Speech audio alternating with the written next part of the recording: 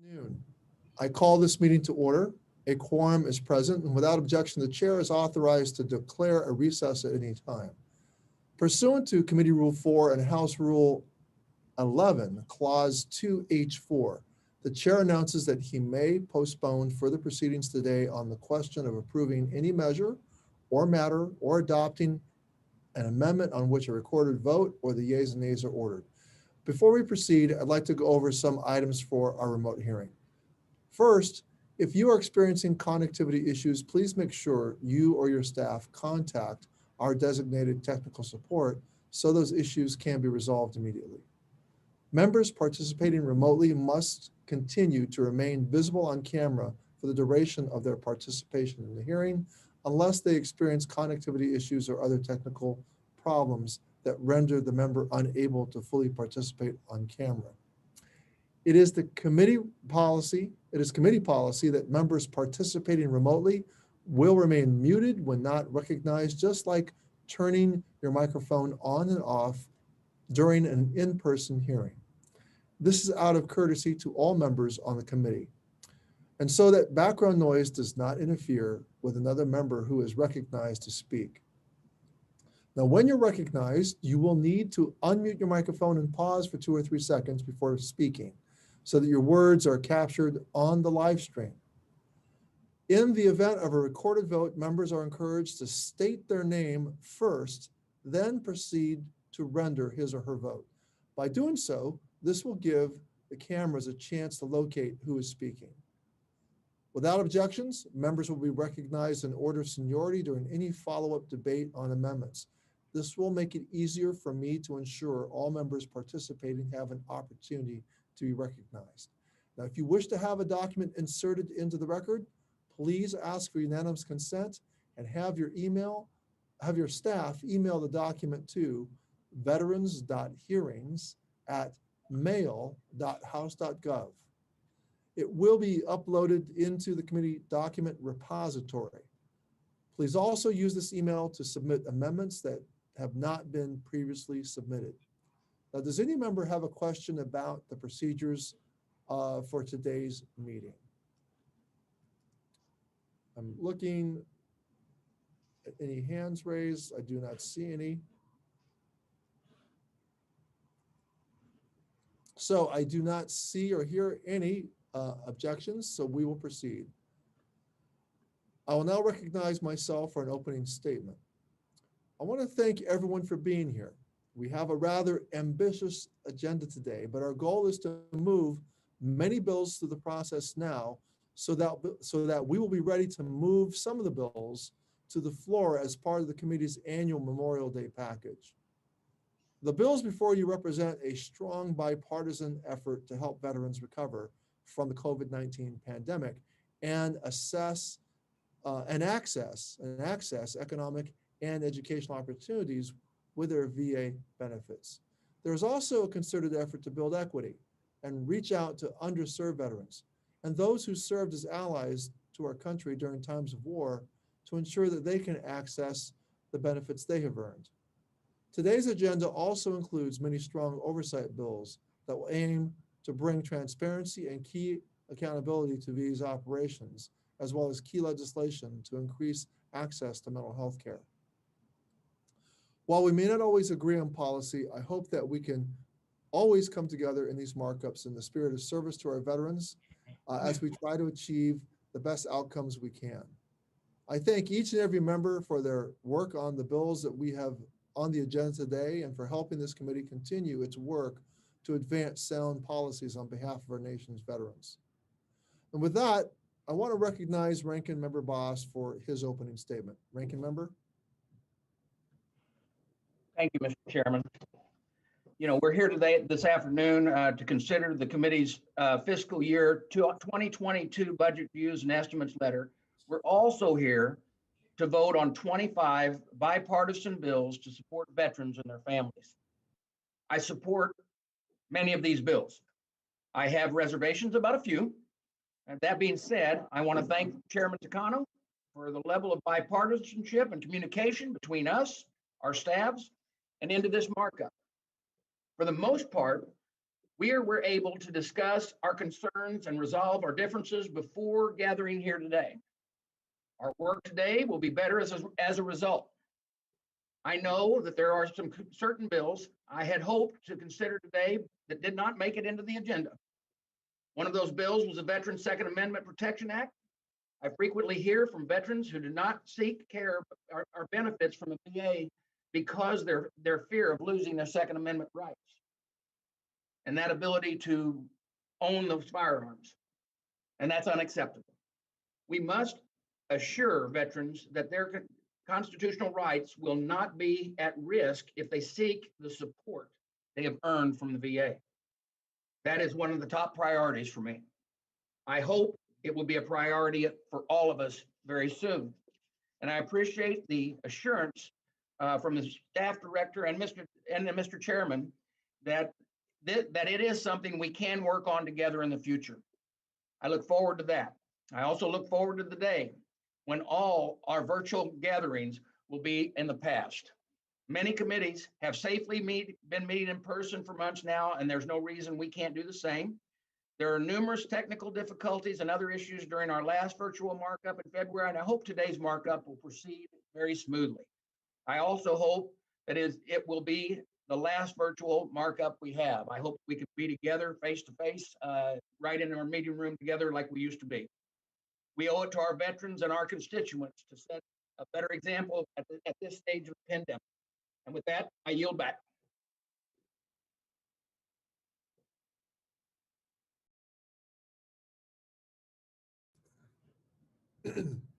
Well, thank you, Ranking Member Boss. The committee will now proceed to the consideration of our agenda items. The first order of business is consideration of the committee's fiscal year 2022 budget views and estimates letter. A copy of the letter was circulated in advance pursuant to committee rules. The Budget Control Act of 1974 requires each committee to prepare a letter outlining its budgetary concerns and transmit it to the Committee on the Budget. The House Budget Committee has requested we provide the letter by May 7th. Because we do not have the full budget request and justification, the letter before you is based on prior year budget information and the limited information provided by the Biden administration in a summary of its discretionary budget request, sometimes called the skinny budget. Much of the letter's focus reflects the overall priorities of the committee. Does any member seek recognition to discuss the letter?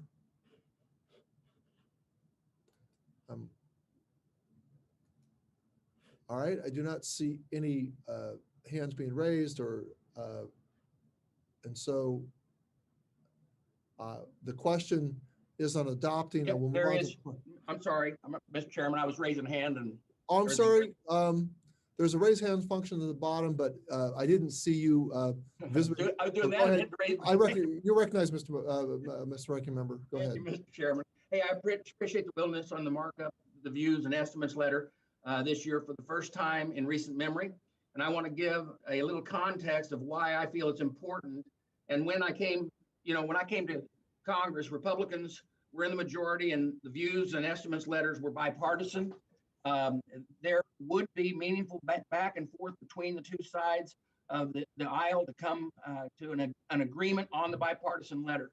That changed in the 116th Congress. Yet again, this year, the minority was not providing meaningful opportunity to provide insight into the committee's views and estimates letter. I want to be very, very clear that we do not disagree with everything included in your letter. However, given the input was not sought in crafting this letter, I believe it is important that the Budget Committee understand that the minority perspective on VA's budget. To that end, we will be preparing our own views and estimates letter. The VA budget this year is $243 billion. The administration is requesting $8.5 billion more for next year so far. And that is on top of the $12 billion of the CARES funds VA stated that they still had. That is also on top of the $17 billion in the American Rescue Plan funds. Each historical increase is dwarfed by the next historic increase. Not only that the rates of increase have been increasing to the level that they are, it all begs the question, at what point does the VA become adequately funded? I believe some level of annual increases is warranted. It is important to sustain the wait, time, quality and customer service improvements of the Trump administration. But any future increases need to be in line with the growth and demand for the healthcare benefits. We cannot let the VA's resources and its outputs get misaligned. It is our responsibility to do serious analysis, not rubber stamp just what they ask for. And with that, Mr. Chairman, I yield back. Thank you, Ranking Member Bost. Mr. Sablon, you would wish to weigh in? Yeah, thank you, Mr. Chairman. Just a short note, I would like very much, I thank you for the work done in providing these views and estimates, but I still would like very much to have a paragraph, a mention that for the VA to do as much as they can in setting up both a vet center and a CBOC in the Northern Mariana Islands, the only congressional district without one. So thank you, sir. I yield. Mr. Sablon, we'll get with your staff and we'll work on your request. Mr.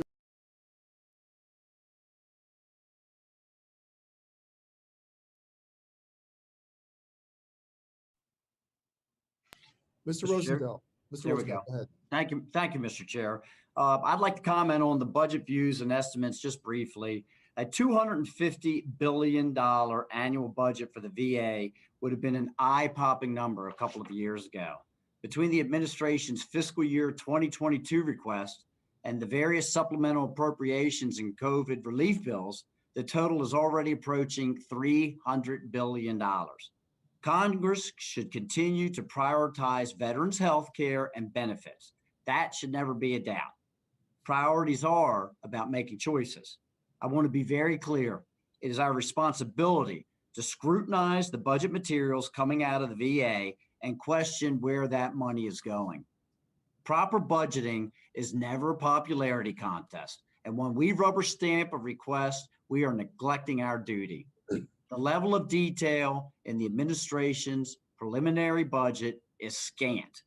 As Ranking Member Bost noted, it includes an 8.2 discretionary increase. That is mostly healthcare.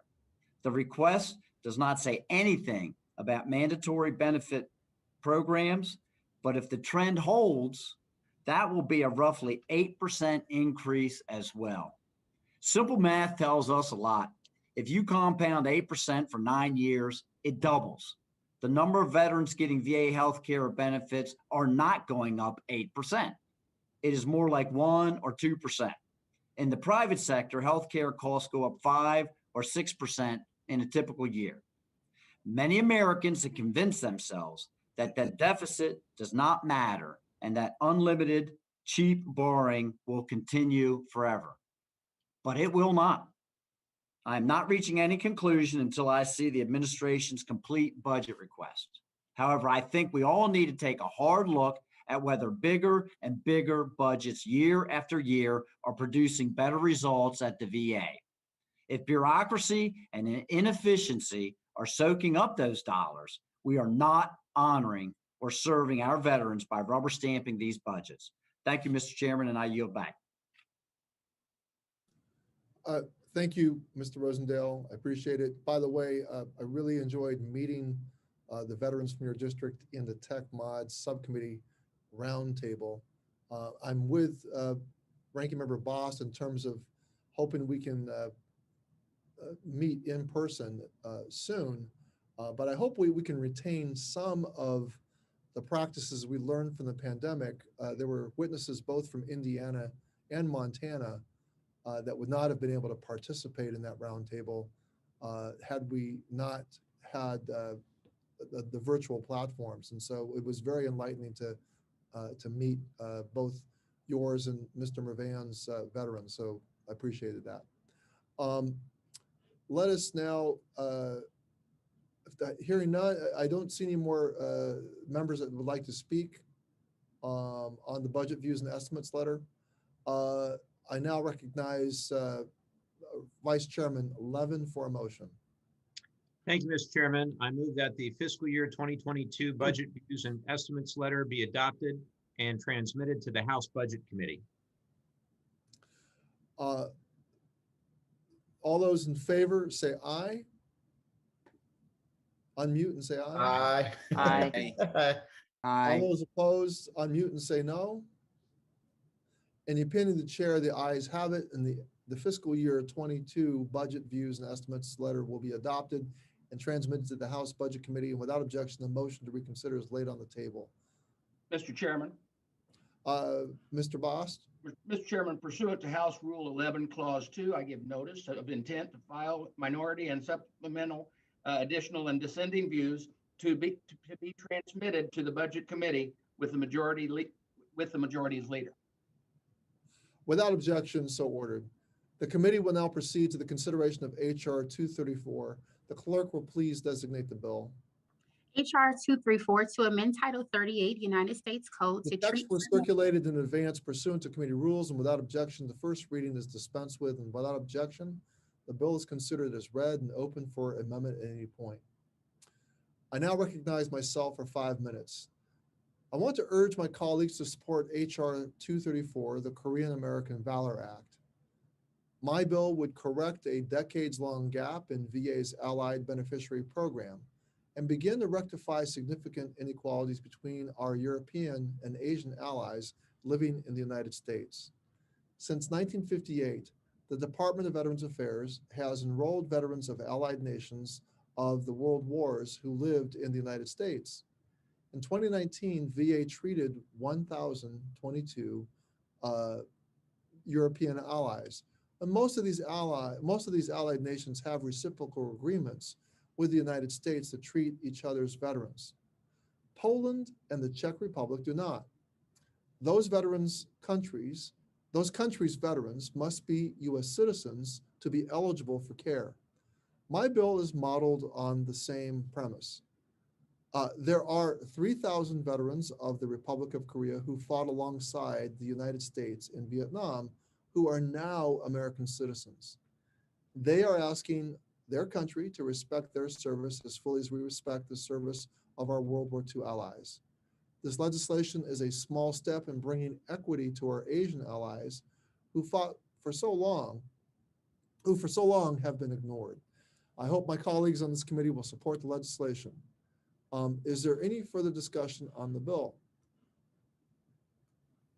Yes, Mr. Chairman. Ranking Member Bost? Well, thank you, Mr. Chairman. You know, I certainly understand the intent and respect with respect to this bill, and would extend eligibility for VA care to individuals who served in the Korean Armed Forces during the Vietnam War. These individuals served alongside American service members and are now U.S. citizens. The question of whether the VA benefits should be available to them is a worthy one. However, I believe the question should be answered in context of a much bigger, broader conversation about eligibility. There are millions of veterans in this country who serve honorably in the U.S. Armed Forces and are not necessarily eligible for VA care. For example, there are tens of thousands of veterans who were exposed to burn pits or other toxic exposures while in uniform. Some of those veterans are seriously ill from conditions they believe are related to their exposure. Many of them are not able to get VA care. We are having a hearing tomorrow to discuss and trying to fix that particular issue. But there are thousands of other veterans like them who arguably have a stronger claim to VA care than individuals would receive if this bill were to become law. And since we are considering here extending benefits to those who did not serve in the U.S. Armed Forces but served alongside, and then they were not our veterans when they were there, even though their help was deeply appreciated. What about the veterans of other allies who fought alongside us in American services and later became American citizens? What about translators and interpreters who risked their lives on a daily basis to assist American soldiers in Iraq and Afghanistan and elsewhere? It's been 25 years since the current VA healthcare eligibility criteria was established. Clearly, it is time to take another look and consider whether the criteria remains appropriate for veterans and for other individuals like the ones that I mentioned, but we should take a larger view at all the potential populations rather than handling it by piecemeal. My bill, the Modernization Veterans Healthcare Eligibility Act, would establish a framework to update the VA's enrollment criteria for today's veterans, generations, and for those to come. I appreciate your commitment, Mr. Chairman, to working with me over the next few months to get that bill on the next markup agenda. And I look forward to that. In the meantime, I must oppose this bill, and with that, I yield back. Thank you, Ranking Member Bost. Mr. Sablon? Yeah, thank you very much, Mr. Chairman. Your bill would make veterans of the Republic of Korea, among others, armed services who served in Vietnam and are now U.S. citizens, eligible for certain VA care, health care.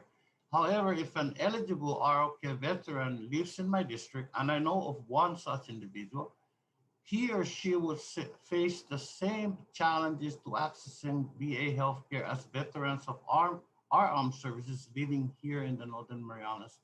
As this committee expands eligibility for VA care, we must ensure that it is a meaningful benefit that veterans can access regardless of where they reside. For my veterans, this means a VA community-based outpatient clinic, a CBOC with a full-time VA staff in the Marianas. At the very least, a vet center would be a great start to providing services. And I continue to push the VA to this end and urge the committee to support my efforts, Mr. Chairman. I will support your bill. Thank you very much. I yield back. Thank you, Representative Sablon. Any other member wish to weigh in on the Korean Valor Act? I see none. I will now recognize Vice Chairman Levin for a motion. Thank you, Mr. Chairman. I move that HR 234 be reported favorably to the House. All those in favor, please unmute and say aye. Aye. Aye. Aye. Aye. Oppose, say no. No. No. In the opinion of the chair, the ayes have it, and the motion is agreed to. Without objection, the motion to reconsider is laid on the table. Mr. Chairman. Mr. Bost. Yes, Mr. Chairman, pursuant to House Rule 11, Clause 2, I give notice of intent to file minority and supplemental additional to dissenting views on HR 234. A recorded vote is requested. Is there? Oh no, no, I'm sorry.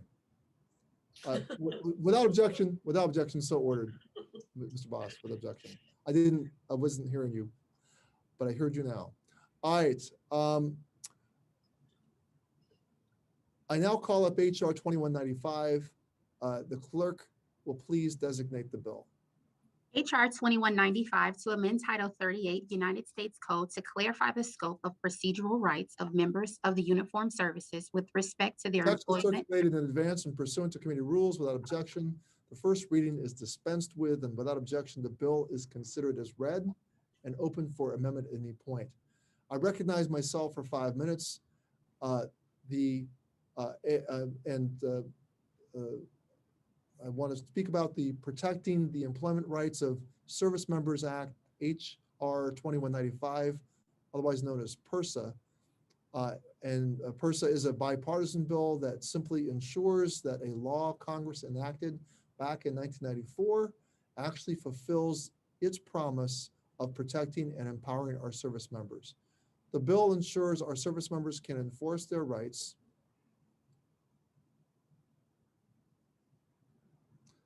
the bill ensures our service members can enforce their rights under the Uniformed Services Employment and Reemployment Rights Act, otherwise known as USERRA, when they face employment discrimination because they have made the courageous choice to serve their country.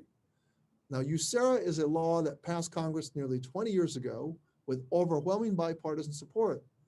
But its protections are meaningless for many of our men and women in uniform because they no longer have the ability to enforce the rights granted to them by law. What do I mean by that? Well, while most employers do the right thing and comply with USERRA, some do not.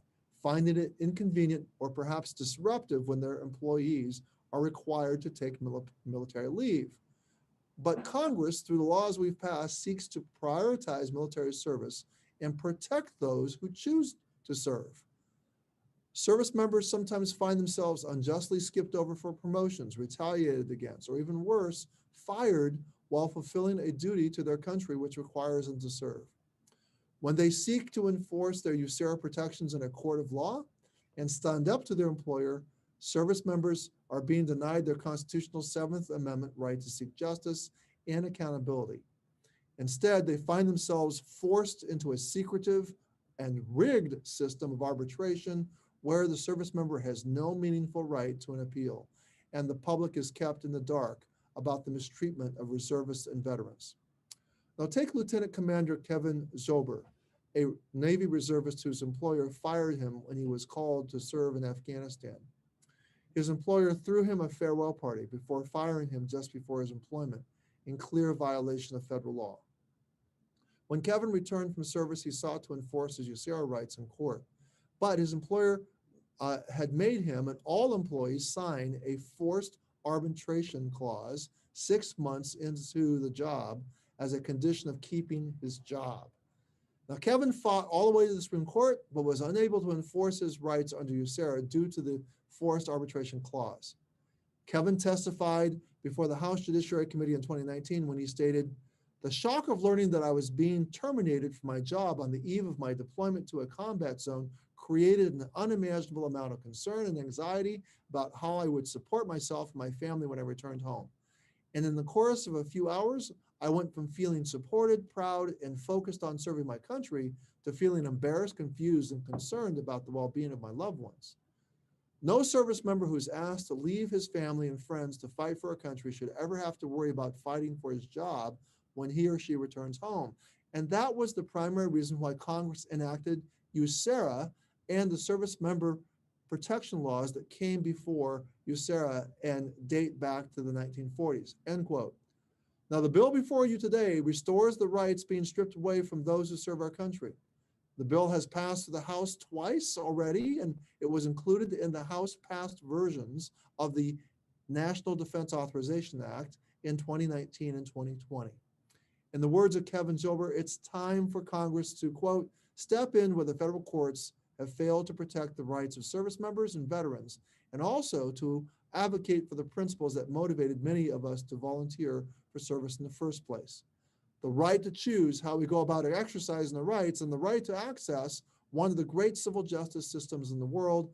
I urge my colleagues to join me in supporting this bill. Is there further discussion on this bill?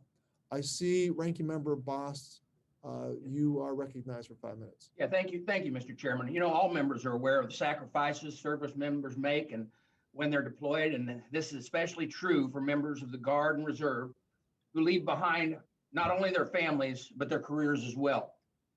The Uniform Service Employee and Reemployment Rights Act, or USERRA, protects service members from employment discrimination while deployed on active duty.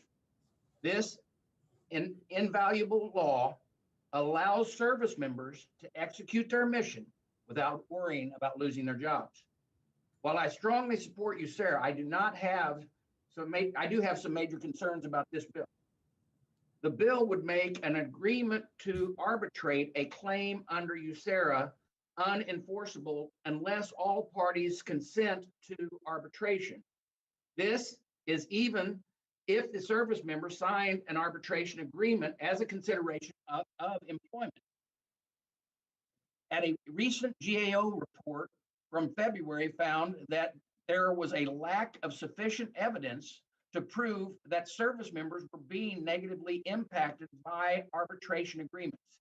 GAO also found that in most cases, DOJ and DOL resolved most mandatory arbitration issues by simply explaining the rights of the service member to the employer. Arbitration is also often easier and faster for service members to resolve any issues than a lengthy court proceedings.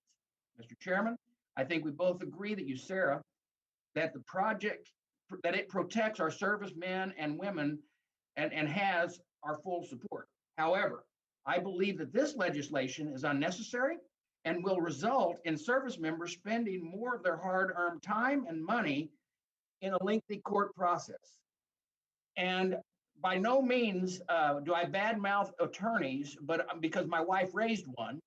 But the thing is, what really will end up happening here, I feel, is that the attorneys will actually benefit more than the service member will than using what is available under USERRA. So I encourage my colleagues to oppose House HR 2195. And Mr. Chair, with that, I yield back. Thank you, Ranking Member Bost. Is there any other member who would wish to speak on 2195? I'm looking at both pages here. I see no virtual hands raised. Do I see no other hands being raised visually? Well, I will now recognize, if there's no further debate on HR 2155, I now recognize Vice Chairman Levin for a motion. Mr. Chairman, I move that HR 2195 be reported favorably to the House. Mr. Chairman, we'd like a roll call on this. All right, let me just, all those in favor say aye. Aye. Aye. All Aye. opposed say no. Aye. No. Aye. The opinion of the chair, the ayes have it. We do have a vote. We do have a request. Is there a second to the request by Ranking Member Bost? I see a second. A recorded vote is requested. There's sufficient second. A roll call vote is ordered pursuant to Rule 4, Committee Rule 4. Further proceedings on the amendment shall be postponed. I now call up HR 1948. The clerk will please designate the bill. HR 1948 to amend Title 38. Circulated in advance pursuant to committee rules without objection. The first reading is dispensed with and without objection, the bill is considered as read and open for amendment at any time. I now recognize myself for 5 minutes. My bill, HR 1948, the VA Employee Fairness Act, would strengthen the rights of healthcare providers at VA facilities.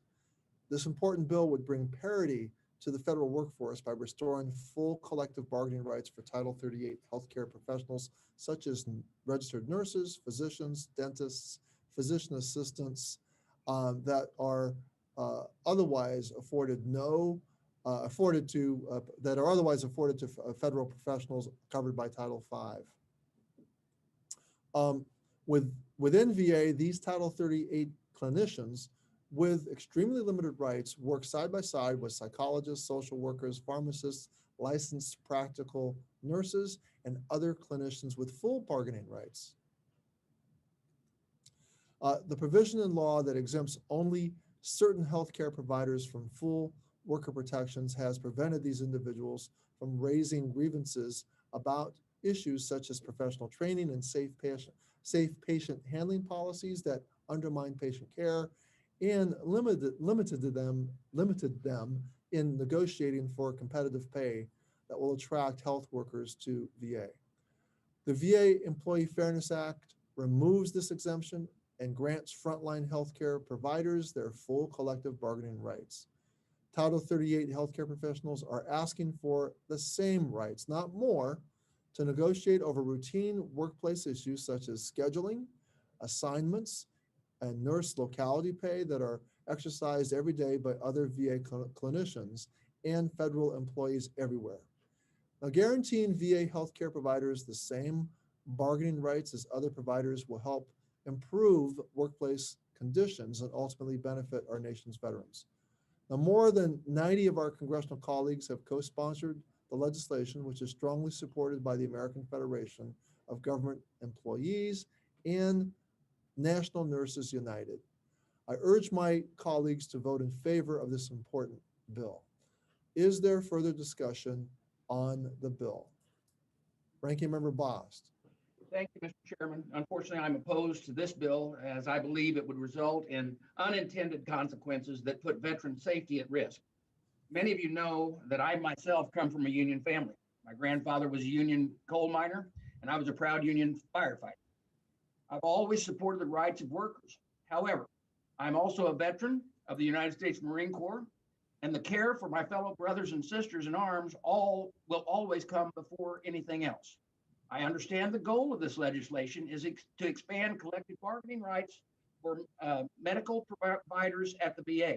However, I'm worried enacting of this legislation will put patients' safety at risk. The crux of the issue is whether to give unions the ability to grieve matters of professional conduct or competency, peer review, and pay. I understand the union's position that the secretary has involved this provision to deal with questions like scheduling. However, this change would also allow a third-party arbitrator to second guess the secretary's decision to discipline a doctor, nurse, or dentist when the secretary finds that providers directly patients' care or clinical competency to be substandard.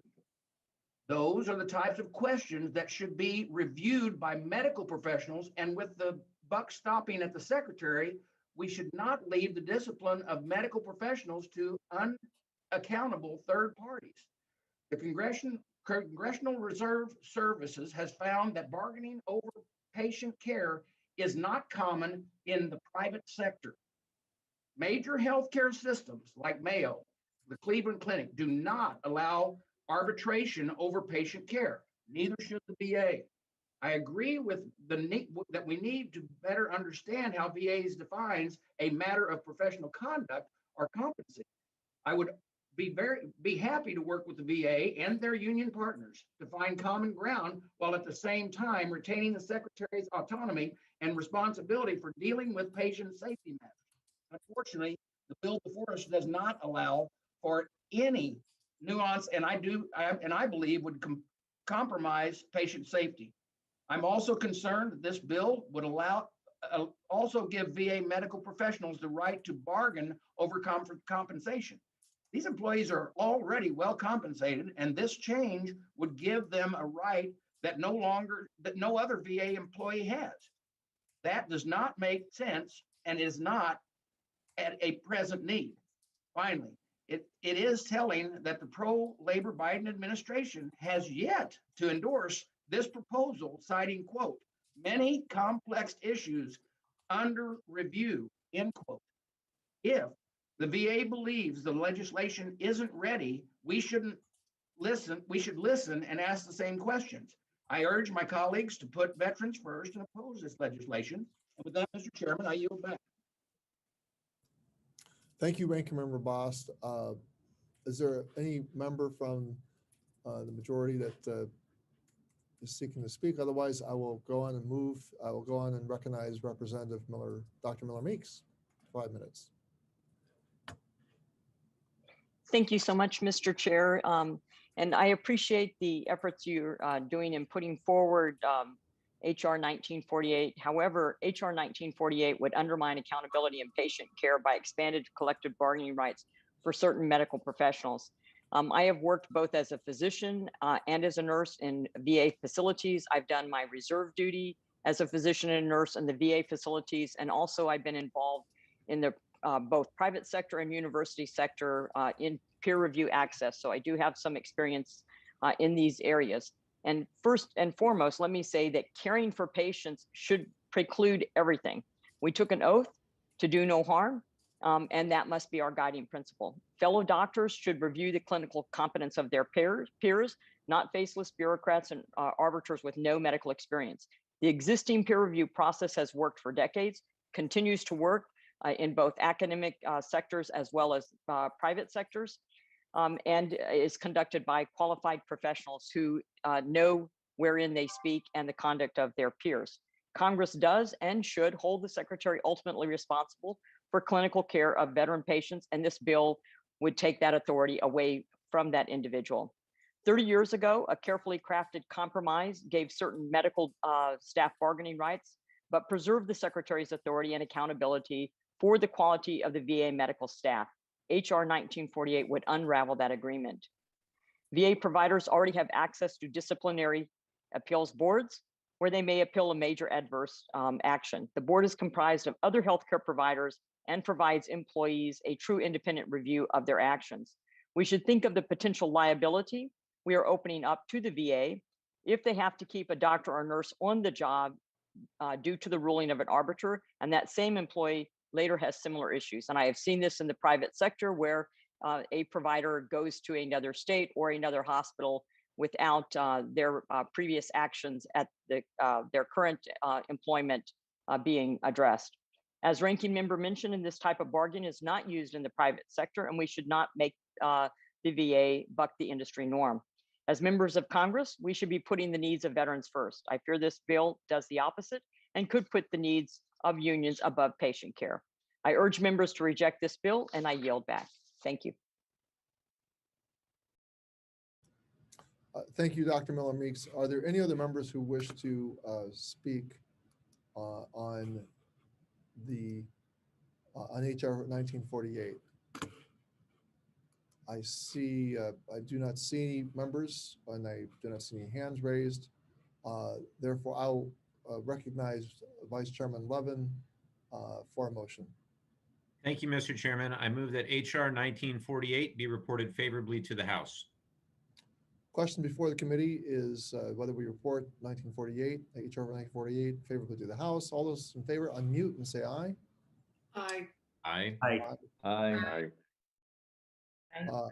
Those opposed, unmute and say no. No. No. In the opinion of the chair, the ayes have it, and the motion is agreed to. Mr. Chairman, I ask for a recorded vote. Mr. Boss, the ranking member has called for a recorded vote. Is there a second? I see a sufficient second. A roll call vote is ordered pursuant to Committee Rule 4. Further proceedings on the amendment shall be postponed. Pursuant to an agreement with the ranking member, we will now consider a number of bills en bloc.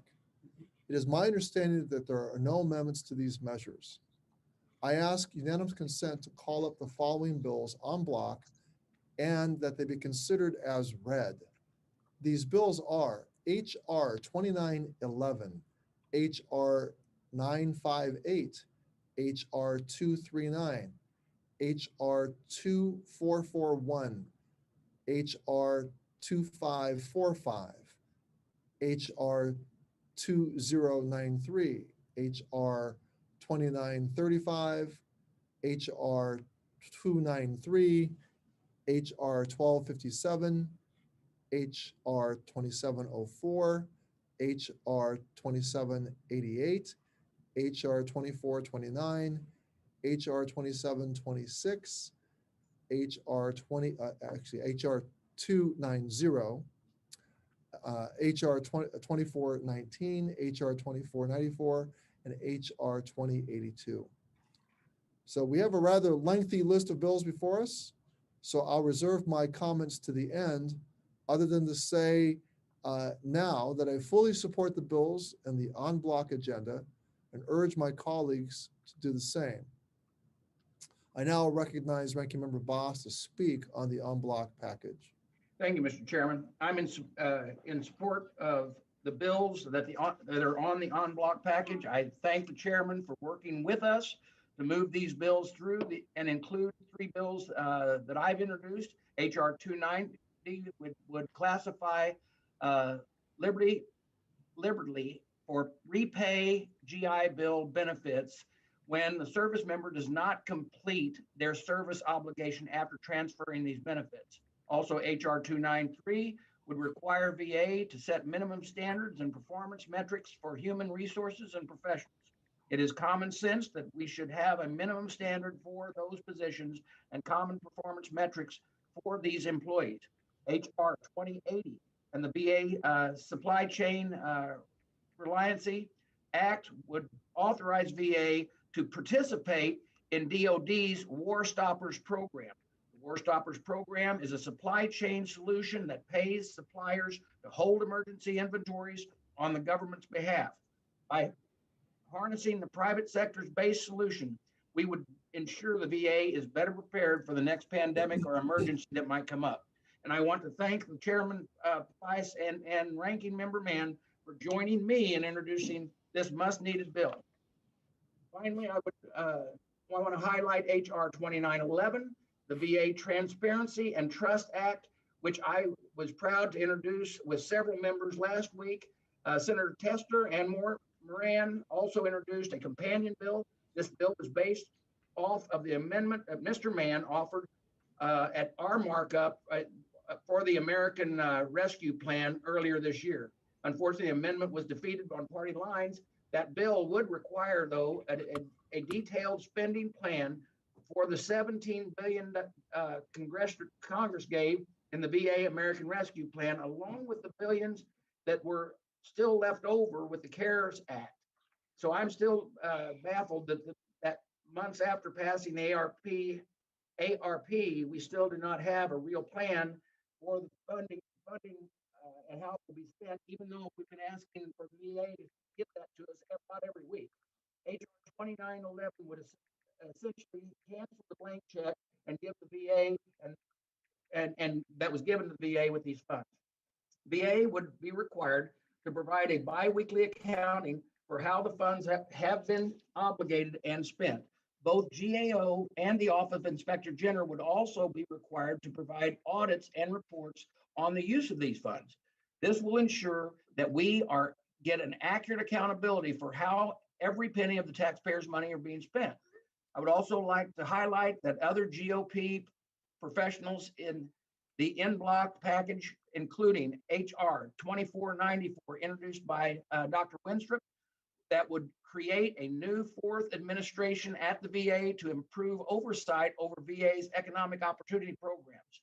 HR 2419, introduced by Representative Mann, that would expand housing opportunities for homeless veterans by selling or leasing unused VA-owned properties. I thank the chairman for including these provisions in the en-bloc package, and with that, I yield back. Thank you, Ranking Member Bost. I now recognize Representative Underwood for 5 minutes. Well, thank you, Mr. Chairman. I'm honored that today's markup includes HR 958, the Protecting Moms Who Served Act, a bipartisan bill to address maternal mortality among veterans, which I proudly introduced with Health Subcommittee Chairwoman Julia Brownlee and Representatives Gus Bilirakis and Brian Fitzpatrick. The United States is currently confronting a maternal health crisis. We have the highest maternal mortality rate in the developed world and significant disparities for women and other birthing people of color. Some of the drivers of adverse maternal health outcomes can be even more prevalent in women who served. For example, 1 in 3 women veterans report that they experience military sexual trauma, which is linked with risk factors for pregnancy-related complications. With unacceptable maternal mortality rates for all U.S. mothers and unique risks for veterans, we must ensure that the VA is providing the highest quality maternal health care and support for moms who served. Currently, prenatal and postpartum care covered in the VA medical benefits package is provided in the community, even as pregnant veterans and new moms continue to receive other health services in the VA health system. To coordinate this care, the VA has established maternity care coordination programs as described in a VHA directive. My bipartisan Protecting Moms Who Serve Act would codify the programs in that VHA directive, which include new provisions to offer screenings and treatments to pregnant veterans with mental health conditions, as well as measures to strengthen community partnerships with groups that support new moms. The VA's maternity care coordination programs have been successful in ensuring that veterans can receive high quality, culturally appropriate care and robust support throughout pregnancy, during labor and delivery, and for the full year-long postpartum period and beyond. By codifying and strengthening these programs, veterans will continue to receive the world-class care and support that they've earned. The Protecting Moms Who Served Act would also invest in trainings for community maternity care providers so that nurses, midwives, and physicians caring for pregnant and postpartum veterans understand the unique needs of their veteran patients, particularly related to mental and behavioral health conditions that may have been caused or exacerbated by military service or the transition back to civilian life. These trainings will ensure that veterans receive care that's responsive to the lingering physical and psychological impacts of their service. Finally, my bill would commission the first ever comprehensive study of maternal mortality, morbidity, and racial and ethnic disparities for veterans. By having a complete understanding of the extent to which our nation's maternal health crisis extends to our veteran population, we can help develop solutions to improve outcomes and save veteran lives. I would like to thank Chairman Takano and Ranking Member Bost for including the Protecting Moms Who Served Act in this markup. I urge my colleagues to vote in favor of today's en bloc and support this critically important bipartisan legislation. I would also like to thank Chairwoman Brownlee and Representatives Bilirakis and Fitzpatrick for co-leading this bill. I look forward to working with members of Congress on both sides of the aisle to get the Protecting Moms Who Served Act signed into law. Thank you, Mr. Chairman. I yield back. Thank you, Representative Underwood. I now call on Representative Levin for 5 minutes. Thank you, Chair Takano, for including HR 2494, the VETOP Act, in today's markup. I was proud to introduce this bipartisan legislation with my friend from Ohio, Dr. Wenstrup. One of my top priorities as chair of the Economic Opportunity Subcommittee is ensuring that our veterans are receiving their benefits as efficiently as possible. Unfortunately, the current organizational structure at the VA is not meeting this need. Many veterans are finding it difficult to utilize these crucial education, employment, housing, and transition assistance resources because of bureaucratic red tape at the VA. These programs are currently included with disability compensation and pension programs under the Veterans Benefits Administration. Economic opportunity-related business lines need an advocate at the undersecretary level, and this bipartisan bill will create that structure by establishing an Economic Opportunity and Transition Administration at the VA. This change will allow us to deliver economic resources to veterans more effectively and bring more oversight and accountability to these programs. We have a responsibility to provide America's service members with the best possible resources and opportunities as they transition back to civilian life. And this bill is a big step towards meeting that responsibility. I thank Representative Wenstrup for his work on the VETOP Act and urge my colleagues to support this important legislation as part of the en bloc. Thank you, Mr. Chairman. I yield back. Thank you, Representative Levin. I now recognize Mr. Pappas for 5 minutes. Well, thank you very much, Mr. Chairman. I want to thank you and Ranking Member Bost for partnering together on this en bloc package. I want to speak today in support of the package generally, but also 2 bills that I've introduced, as well as 2 others that I'm co-leading with Republican members of this committee. These 4 bills, along with others in the package, will all work to improve the quality of care, the financial security, the well-being, and the overall safety of our veterans. First bill I want to talk about is HR 2935, the VA Beneficiary Debt Collection Improvement Act. I introduced it alongside Representative Nels, and it would make critical reforms to the VA's broken and onerous debt collection process that has generated and collected $1.6 billion in debt from veterans this last fiscal year. These overpayments are often the results of mistakes in disability payouts, changes in eligibility, or simple accounting errors, which can lead to financial difficulties for hundreds of thousands of veterans, especially those who are living on fixed incomes. This bill would make sure that no veteran faces additional financial burdens due to mistakes that are made by VA. The second bill I want to talk about is HR 2082, the VA Supply Chain Resiliency Act, which will allow the VA to make much needed improvements to their outdated supply chain system. The COVID-19 pandemic has further exposed serious medical supply chain issues within VA. And although we saw VA work tirelessly to procure emergency supplies, our veterans deserve a permanent solution for an antiquated system that will instill confidence in their safety and medical care. This legislation will implement a common sense solution by allowing the VA to partner with the Department of Defense to better manage vendors, inventory, and essential equipment. I would also like to encourage colleagues to support the Affordable Housing and Homeless Veterans Act. Although we have made significant strides in combating veteran homelessness, the fact is that more than 37,000 veterans are still experiencing housing insecurity, and that is unacceptable. This legislation I introduced with Congressman Mann will continue our efforts by allowing the VA to sell or lease homes that have been acquired through foreclosed foreclosure and offer them to our veterans. Lastly, I want to say that I'm glad to see HR 2704, the Improving VA Accountability to Prevent Sexual Harassment and Discrimination Act. It's an important bill. It's a bipartisan bill that would implement numerous policy changes within VA based on recommendations from the GAO.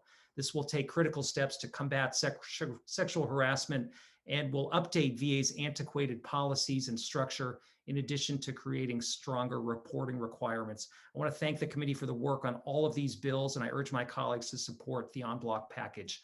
I yield back, Mr. Chair. Thank you, Representative Pappas. I now call on Representative Lamb for 5 minutes. Thank you, Mr. Chairman. I just wanted to speak briefly on my bill, the VA Equal Employment Counseling Modernization Act. This is very simple. The VA is subject to a cap on the number of EEOC counselors that they can have at 40. And it's the same cap that they were subject to when they had half the number of employees that they do now. So the workforce has grown, the number of counselors has not. Our bill would just remove that cap, allow the VA to hire the counselors that it needs to fulfill the mission of ensuring equal opportunity for all of its employees. And it also has a reporting requirement. So there's some accountability here where they can let us know after, I think, 60 days, the effect of the change. And we'll have the ability to oversee whether this is making it easier and more efficient for employees to raise these claims in the future. So I ask for everyone's support for this bill that's important for the workforce that takes care of our veterans. Thank you, Mr. Chairman. I yield back. Thank you, Representative Lamb. Ms. Brownlee, I call on you for 5 minutes. Thank you, Mr. Chairman. My bill, the Equal Access to Contraception for Veterans Act, would ensure that women veterans have access to the same contraception coverage as women currently serving in the military and on the same basis as women who receive private health care. Because of the Affordable Care Act, all women using civilian health insurance may access basic contraceptive services like the pill or an IUD without a copay. Unfortunately, women veterans currently do not receive this benefit from the VA. Clearly, we need to make sure all women who have served our country receive the same care. My bill will fix this inequity. The benefits of contraception are widely recognized. Choosing when or if to have a family is essential to women's health and to their economic security. Today, there are 2 million women veterans living in the United States, and women comprise the fastest growing subpopulation of both the military and veteran population. Yet many of their health needs go unaddressed in a VA system that has not evolved to equitably serve a rapid changing population. I was proud that this bill passed the House last Congress with broad bipartisan support. Our veterans have sacrificed so much for our country. It is past time that we address this inequity. I urge my colleagues to support our women veterans and vote yes on HR 239. And with that, I thank you, Mr. Chairman, and yield back. Thank you, Ms. Brownlee. I now call on Representative Miller Meeks for 5 minutes. Thank you, Mr. Chair. I'll be brief. I just wanted to speak on a fellow Iowans bill, HR 2441. This is a bill that is the Sergeant Ketchum Rural Veterans Mental Health Act. This Sergeant Ketchum is a veteran from Iowa who committed suicide. And I just wanted to bring a notice that we're asking for 3 more facilities on the Range Act, and fully in support of this bill by fellow Iowan and co-sponsored the bill. I yield back. Thank you, Dr. Miller Meeks. I now call on Representative Gallego for 5 minutes. Thank you. I want to thank Chairman Takano and Ranking Member Bost for their support of the VA FOIA Reform Act and for including in this markup today. I'd like to also thank Representative Murphy for co-leading this important bipartisan legislation with me. As everyone on this committee knows, transparency is critical to ensuring the VA is serving our veterans as effectively as possible. Veterans, their caregivers, VSOs, and the public all deserve easy and timely access to information about their care, VA performance, and other data when requested. Unfortunately, VA currently has among the worst backlogs of Freedom of Information Act requests across the federal agencies. My bill will ensure that the VA takes concrete steps to reduce its FOIA backlog and calls for the National Archives and Records Administration to review the VA's FOIA's process. The bill also requires the VA to analyze the root cause of this backlog and identify technologies needs and procedural improvements that will increase efficiency in fulfilling FOIA requests. This simple, straightforward bill is a common sense step forwards, improving the flow of information from the VA to all the stakeholders it serves. Thank you again to the chairman and ranking member for bringing this bill before the committee today, and I look forward to working with you to get it signed into law. I yield back. Thank you, Representative Gallego. Are there any other members who wish to speak on the en bloc or any bill in the en bloc?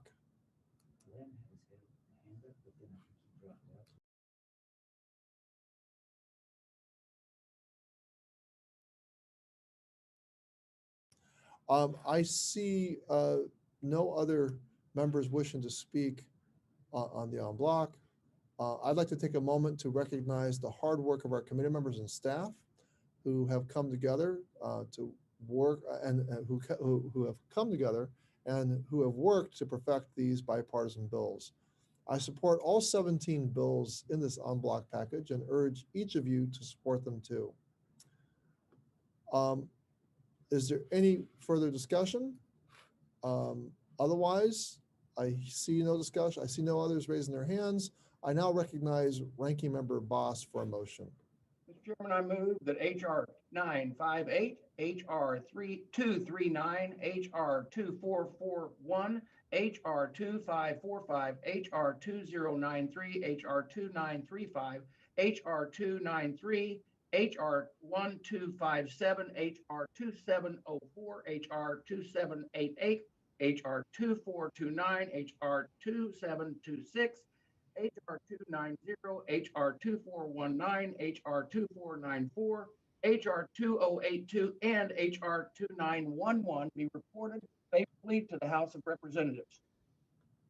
The question is on reporting. HR 2911, HR 258, excuse me, HR 958, HR 239, HR 2441, HR 2545, HR 2093, HR 2935, HR 293, HR 1257, HR 2704, HR 2788, HR 2429, HR 2726, HR 290, HR 2419, HR 2494, and HR 2082 favorably to the House. All those in favor, please unmute and say aye. Aye. Aye. Aye. Aye. Any opposed? Say no. No. No. In the opinion of the chair, the ayes have Mr. it. Chair, I'd like to have a recorded vote, please. A recorded vote has been requested. Is there a sufficient second? I see Mr. Rosendahl. Is there a second? I see a second. Second. I saw the second. There is a sufficient second. A roll call vote is ordered pursuant to Committee Rule 4. Further proceedings on the en bloc will be postponed. Never mind, Mr. Chairman. Okay, Ms. Boss? All right. We'll now move on to bills with amendments. I now call up HR 711. HR 711 to amend the West Los Angeles Leasing Act. Without objection, the first reading is dispensed with. The committee will now proceed to consideration of HR 711. And I recognize Ms. Brownlee to offer an amendment. Thank you, Mr. Chairman. I urge my colleagues to support this amendment and the underlying bill. The West LA project represents a creative and comprehensive approach to support. Ms. Brownlee, before you begin to talk about your amendment, can you introduce the amendment? You have an amendment at the desk. Oh, sorry about that. I apologize. Mr. Chairman, I have an amendment at the desk in the nature of a substitute to HR 711 at the desk. Yes, the clerk will designate the amendment in the nature of a substitute. Amendment in the nature of a substitute to HR 711. Text was circulated in advance pursuant to committee rules. Without objection, the reading of the amendment is dispensed with and the substitute will be considered as original text for the purposes of amendment. Ms. Brownlee, I now recognize you for 5 minutes in support of your amendment. Taking it from the top. Thank you, Mr. Chairman. I urge my colleagues to support this amendment and the underlying bill. The West LA project represents a creative and comprehensive approach to support homeless veterans in the Los Angeles area. The legislation is critical to the Department of Veterans Affairs efforts. It helps VA use already available funding streams to fund the homeless veteran programs in the area, thus reducing the need for any other taxpayer funds. The legislation would authorize VA to use any funds collected pursuant to leases, civil asset forfeitures, or other use agreements at the West LA VA for the development of supportive housing and services on campus for homeless veterans. These include emergency transition to housing programs, enabling isolation for ill individuals, and minor construction projects to build emergency shelters for homeless and at-risk veterans. The amendment in the nature of the substitute addresses a specific scoring issue identified by the CBO by simply striking a specific reference to the transfer of funds due to land easements. This will result in a bill with a 0 CBO score and therefore not require a budgetary offset. I urge my colleagues to support this bill as we continue to fight to end veterans' homelessness.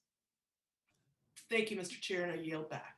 Thank you, Ms. Brownlee. Are there any other members who wish to speak on this ANS?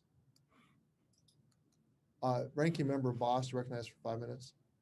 Thank you, Mr. Chairman. I am in support of the amendment in the nature of a substitute, which addresses my earlier concerns regarding the score of this bill. The changes made to the leasing agreements and the West LA VA Medical Center campus is in this amendment makes sense to me. I encourage members to support the amendment, and with that, I yield back. Thank you, Ranking Member Boss. Any other members wish to weigh in on the ANS? Looking, I see none. Ranking Member Boss, I do appreciate your working with Ms. Brownlee on this. This is really important to the Los Angeles area, and it does make sense. It made no sense that revenue coming from an easement to the Transportation Authority could not go flow to the VA and was counted as that needed an offset. It's a strange article of our CBO process, but I'm glad we could work it out. If there are no further discussion on the on HR 711 and the amendment in nature of a substitute, I will now I'm having some issues here. Let's see, here it goes. I now recognize the ranking member to make a motion. Thank you, Mr. Chairman. I move to report HR 711 as amended favorably to the House. We need to make the. All those in favor say aye. Aye. Mr. Chairman, Mr. Chairman, Mr. Chairman, we need to agree upon the amendment there. We haven't moved the amendment. I'm sorry. Thank you, Mr. Boss. I lost my place here. The question is now on. I now recognize. The question is now on the amendment in nature of a substitute. All those in favor of the amendment in nature of a substitute offered by Ms. Brownlee, please unmute and say aye. Aye. Aye. Aye. Aye. Any opposed, say no. No. In the opinion of the chair, the ayes have it. I now call upon Ranking Member Boss for a motion. Mr. Chairman, I move to report HR 711 as amended favorably to the House. All those in favor, the question is now on on HR 711 being favorably reported to the House. All those in favor say aye. Aye. Aye. Any opposed, say no. In the opinion of the chair, the ayes have it. And the Brownlee amendment and the HR 11 is now reported to the House favorably. Mr. Chairman. Mr. Ranking Member Bost. Mr. Chairman, pursuant to House Rule 11, Clause 2, I give notice of intent to file minority and supplemental, additional and dissenting views on HR 711 as amended. Without objection, so ordered. And without objection, the staff is authorized to make necessary technical and conforming changes. I now call up HR 1510. HR 1510 to direct the Secretary of Veteran Without Affairs to objection, the submit to first reading Congress. is dispensed with. I now recognize Ranking Member Bost to offer an amendment. Thank you, Mr. Chairman. I have an amendment at the desk. Clerk will designate the amendment in the nature of a substitute. Amendment in the nature of a substitute to HR 1510 Text offered was by circulated in advance pursuant to committee rules, and without objection, the reading of the amendment is dispensed with, and the substitute will be considered as original text for the amendment purposes of amendment. Ranking Member Bost, you are recognized for 5 minutes to speak in support of your amendment. Thank you, Mr. Chairman. HR 1510, the Veterans Camera Reporting and or the VCR Act would require VA to review and use and maintenance of cameras used for patient safety and law enforcement purposes and make recommendations for improvements. My amendment would expand the review to include all VA medical facilities, not just medical centers. It would also ensure patients' privacy as part of this review. It would further clarify that the cameras used by the VA Inspector General for criminal investigations are not part of this review. I was proud to introduce this bill in March with Congressman David McKinley from West Virginia. We must make sure that the VA is safe and a safe place for veterans and their employees. There have been multiple times over the last several years where missing or malfunctioning cameras failed to play an important role in reviewing or resolving serious safety incidents in the VA.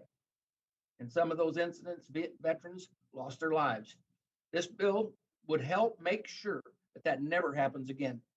I hope to have the support of every committee member in reporting it to the House floor. And with that, Mr. Chairman, I yield back. Well, thank you, Ranking Member Bost. Representative McKinley's legislation is critical in improving both patient and employee safety security at VA following an avoidable tragedy at the Lewis A. Johnson Medical Facility in Clarksburg, West Virginia. Between 2017 and 2018, a nursing assistant took insulin that she was not authorized to administer, and she injected it into veterans who did not need it, killing them. The cameras in the inpatient unit where she worked were not working, which allowed the nursing assistant to carry out 7 murders and 1 assault with the intent to commit murder over the course of 11 months. Following a thorough criminal investigation, this individual ultimately pleaded guilty and soon will be sentenced.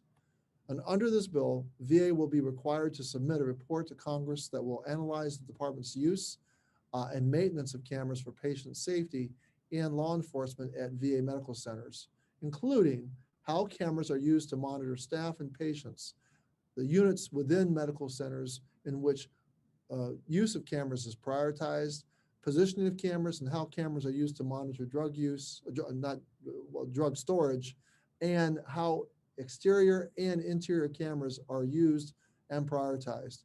The committee will also include the report will also include recommendations from the Secretary on improving the use of cameras for patient safety and law enforcement at VA to include maintenance and placement, data storage, authority of staff to view video, number of staff monitoring live footage, and funding.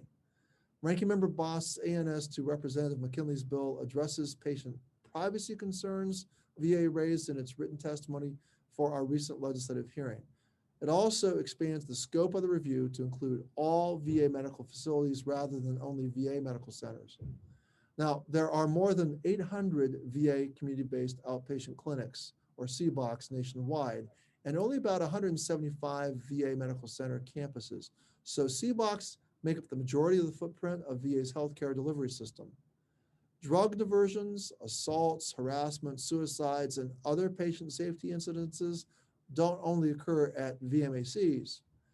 Leaving CBOX and other types of VA medical facilities out of this one-time congressionally mandated review would provide an incomplete picture of the extent to which VA is using cameras to monitor patient safety and physical security system-wide. Finally, the ANS includes a modification that was requested by VA's Office of Inspector General to exclude from the mandated report any cameras that are being used solely to assist in OIG criminal investigations. Ensuring VA medical facilities offer a safe, welcoming environment is key in building trust and providing accountability. I support this piece of legislation and the ANS and encourage others to do so as well. Is there any further amendment on the Bost amendment in the nature of the substitute or debate? I see no hands raised. If not, the question is on the Bost amendment in the nature of a substitute to HR 1510. All those in favor of the amendment in the nature of substitute to HR 1510, please unmute and say aye. Aye. Aye. Aye. All those opposed say no. In the opinion of the chair, the ayes have it, and the Bost amendment in the nature of the substitute is agreed to. Without objection, the motion to reconsider is laid on the table. I now recognize Ranking Member Bost for a motion. Mr. Chairman, I move to report HR 1510 as amended favorable to the House. All those in favor of the motion, please unmute and say aye. Aye. Aye. Aye. Aye. Aye. All those, Aye. all those opposed say no. In the opinion of the chair, the ayes have it, and the motion is agreed to. Without objection, the staff is authorized to make necessary technical and conforming changes.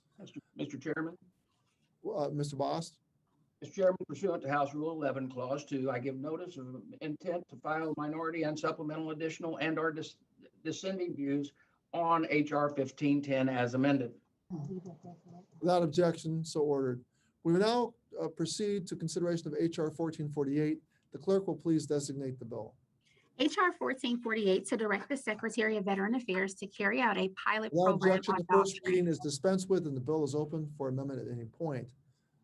I am so pleased to say that we have negotiated an amendment in nature of a substitute that maintains the goodwill and good intent of Representative Stiver's legislation.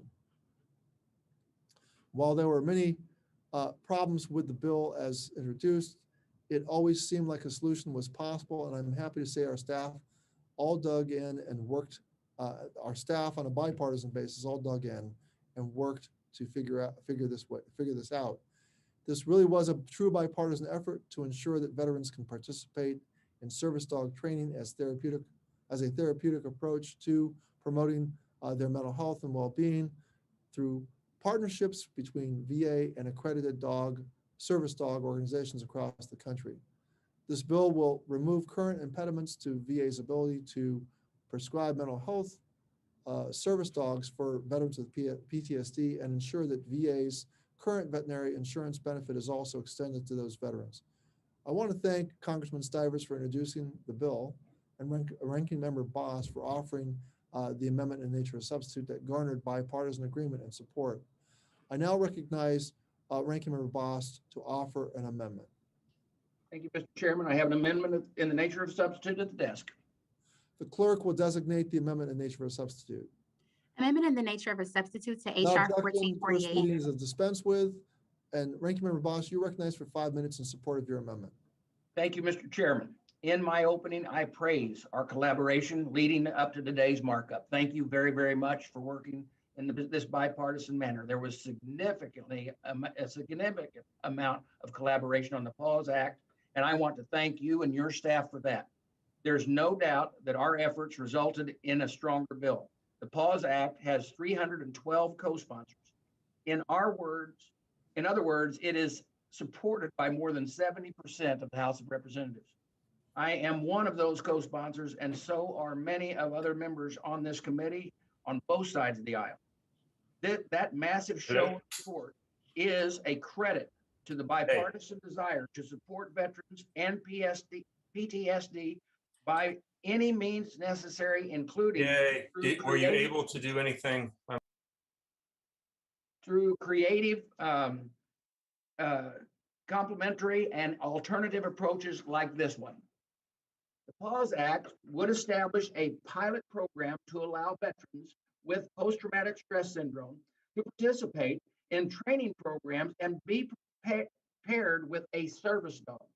It would require VA to work with the support accredited service dog training organizations so they can continue providing healthy, well-trained service dogs at no cost to the veterans.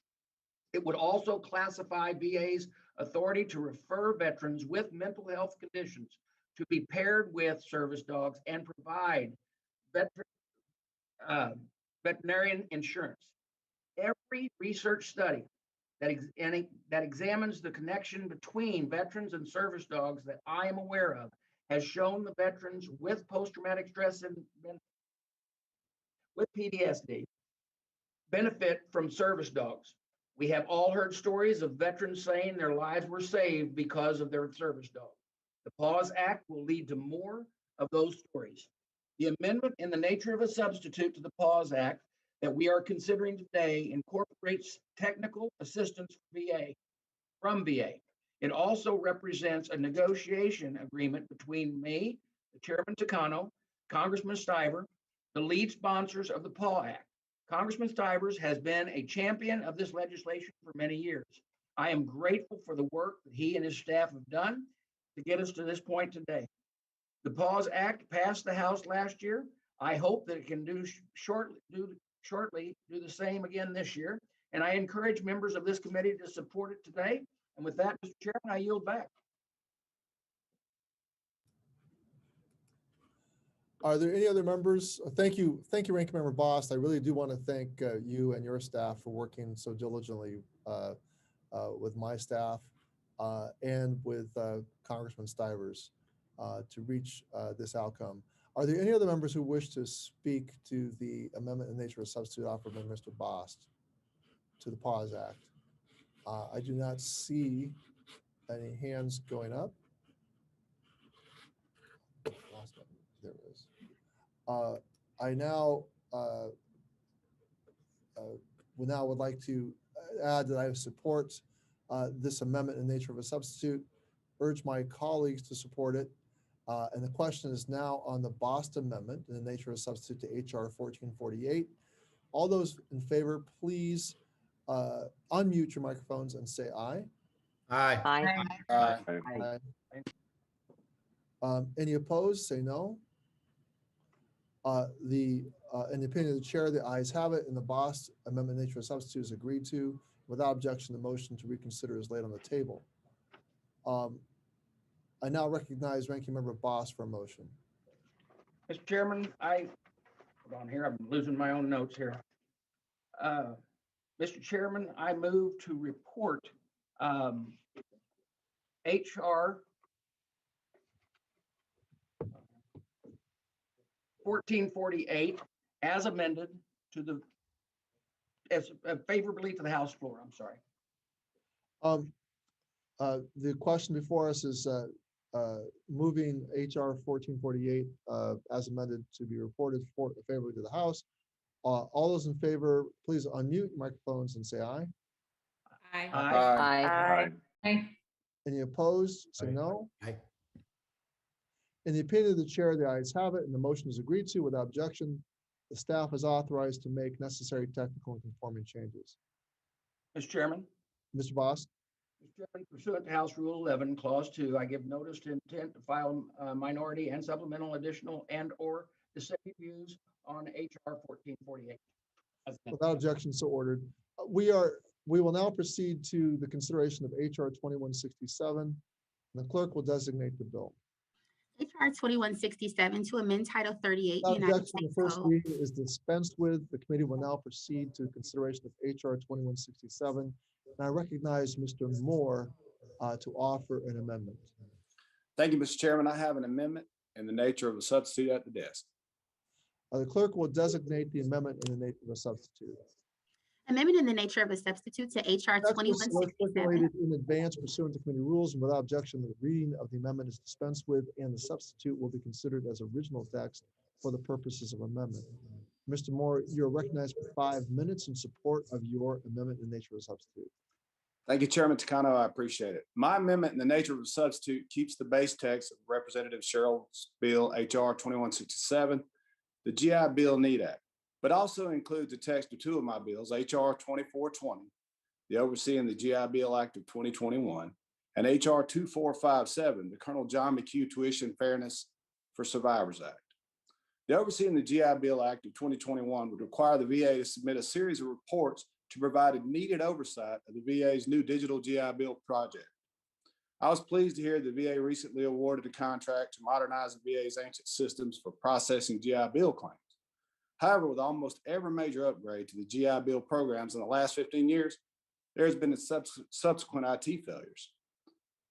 My ANS would require VA to submit a base level report that provides information on costs associated with outcomes for processing times, and would require subsequent reports to ensure that there is full transparency on the VA or is not on track. In other words, let us know if it's on track or not. These reports will also provide Congress with the critical information needed to perform proper oversight over these IT upgrades and ensure that most effective usage of the taxpayers' dollars. Ultimately, the provision follows the old adage, you trust but verify. The second piece of legislation included in my amendment is the nature of a substitute is for Colonel John McHugh's Tuition Fairness for Survivors Act. This piece of legislation would extend the in-state tuition benefits under the GI Bill for dependents and survivors of eligible veterans through the Survivors and Dependents Education Assistance, or the DEA program. The DEA program provides tax-free monthly stipend for tuitions, fees, and living expenses to children, spouses, and survivors for veterans killed while either on active duty or while former prisoners of war, or has a permanent or total service-connected disability rating, or dies from a service-connected disability. Mr. Chairman, I think we can all agree that those who are eligible for this benefit are the worthiest. I cannot see any reason why we should not extend the in-state tuition to those who participate in the DEA program. I thank the chairman and his staff for working with us to include these bills in this amendment. I encourage all my colleagues to support this common sense amendment in the nature of a substitute, and I yield back the balance of my time. Thank you, Representative Moore. Representative Cheryl introduced the GI Bill National Emergency Extended Deadline, or GI Bill Need Act, on March 23rd, 2021, to provide extensions of the time limitations for the use of VA educational assistance benefits during national emergencies and other situations. Since 1944, the GI Bill has helped qualifying veterans and their family members cover all or some of the costs for school and training.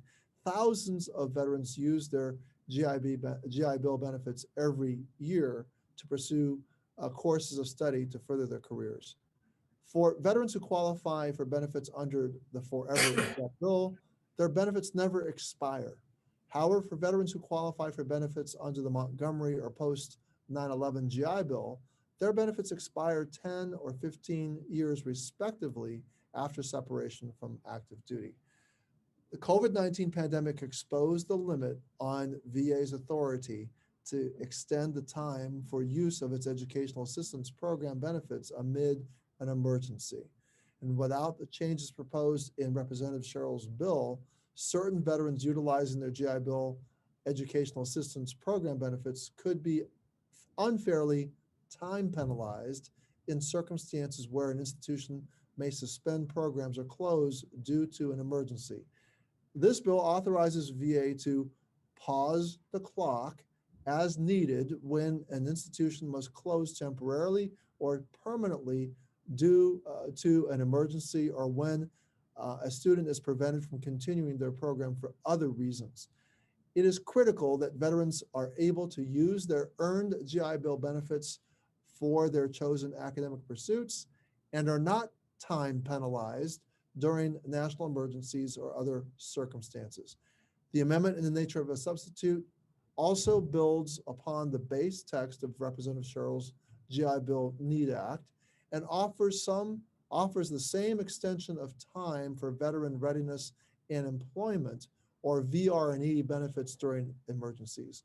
With their VR&E benefits, veterans with a service-connected disability can access resources to help with job training, employment accommodations, resume development, and job-seeking coaching, job-seeking skills coaching. Other services may be provided through VR&E to assist veterans in starting their own businesses or provide independent living services for those who are severely disabled and unable to work in traditional employment. Now, currently, VR&E benefits expire 12 years from either the veteran's date of separation from active duty or the date a veteran was first notified by VA that they have a compensable service-connected disability. Like veterans using other VA programs, veterans seeking to use VR&E services should not be time penalized when they are unable to use this benefit during national emergencies. Now, the amendment in the nature of a substitute from Representative Moore also includes the text of HR 2420 and HR 2457. HR 2420, the digital GI Bill, provides an authorization of $250 million to VA to make such needed improvements and modernizations. The bill would also require that VA ensure the modern information technology IT service can process claims faster and more efficiently through improved processing, integration and accuracy, data exchange and reporting, customer integration, and simplification of the online experience. Now, this committee has seen firsthand how outdated GI Bill systems are, and I look forward to working with Ranking Member Moore, the entire full committee, and our colleagues on the Appropriations Committee to ensure that these systems improve. Also included in the ANS is HR 2457, which expands in-state tuition rates at public universities to participants in the Dependents Educational Assistance Program. Granting in-state tuition for those survivors using Dependents Education Assistance, or DEA, under Chapter 35 is a low-cost lift that will drastically improve education options for surviving families and reduce their need for student loans.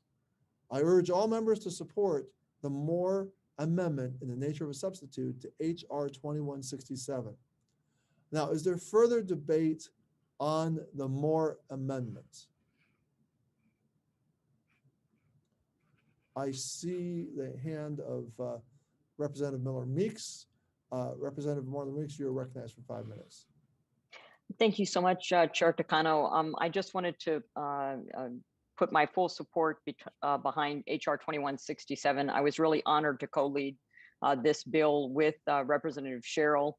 There are numerous veterans in my congressional district who will benefit from this, several of whom were severely injured during combat and through a very long process of recovery had to delay their re-education, and they will benefit by having their GI benefits extended to them. So also support of the amendments that are offered to this.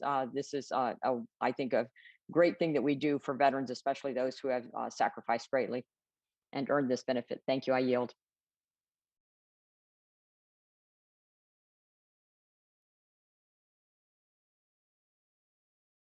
Is there any further discussion on the Moore Amendment?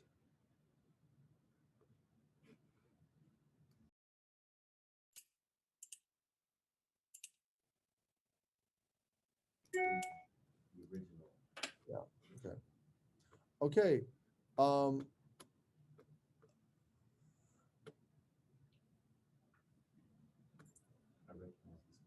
I recognize, is Ms. Mace got her hand up? Yes, yes, sir, I'm right here. Mr. Chairman. Ms. Mace, yes, go ahead, Ms. Mace, go ahead. Mr. Chairman, I have an amendment, the amendment in the nature of a substitute at the desk. The clerk will report the amendment. Amendment to the amendment in the nature of a substitute to HR 2167 offered by Ms. Mace of South Carolina. Without objection, the amendment will be considered as read. It was circulated in advance. And I recognize Ms. Mace for 5 minutes to speak in support of her amendment. Thank you, Mr. Chairman and Chairman Takano and Ranking Member Boss. I want to thank you both and your staff for your leadership in honor of our veterans this afternoon. My amendment to the amendment in the nature of a substitute would build upon Representative Sherrill's bill and the amendment presented by Representative Moore this afternoon.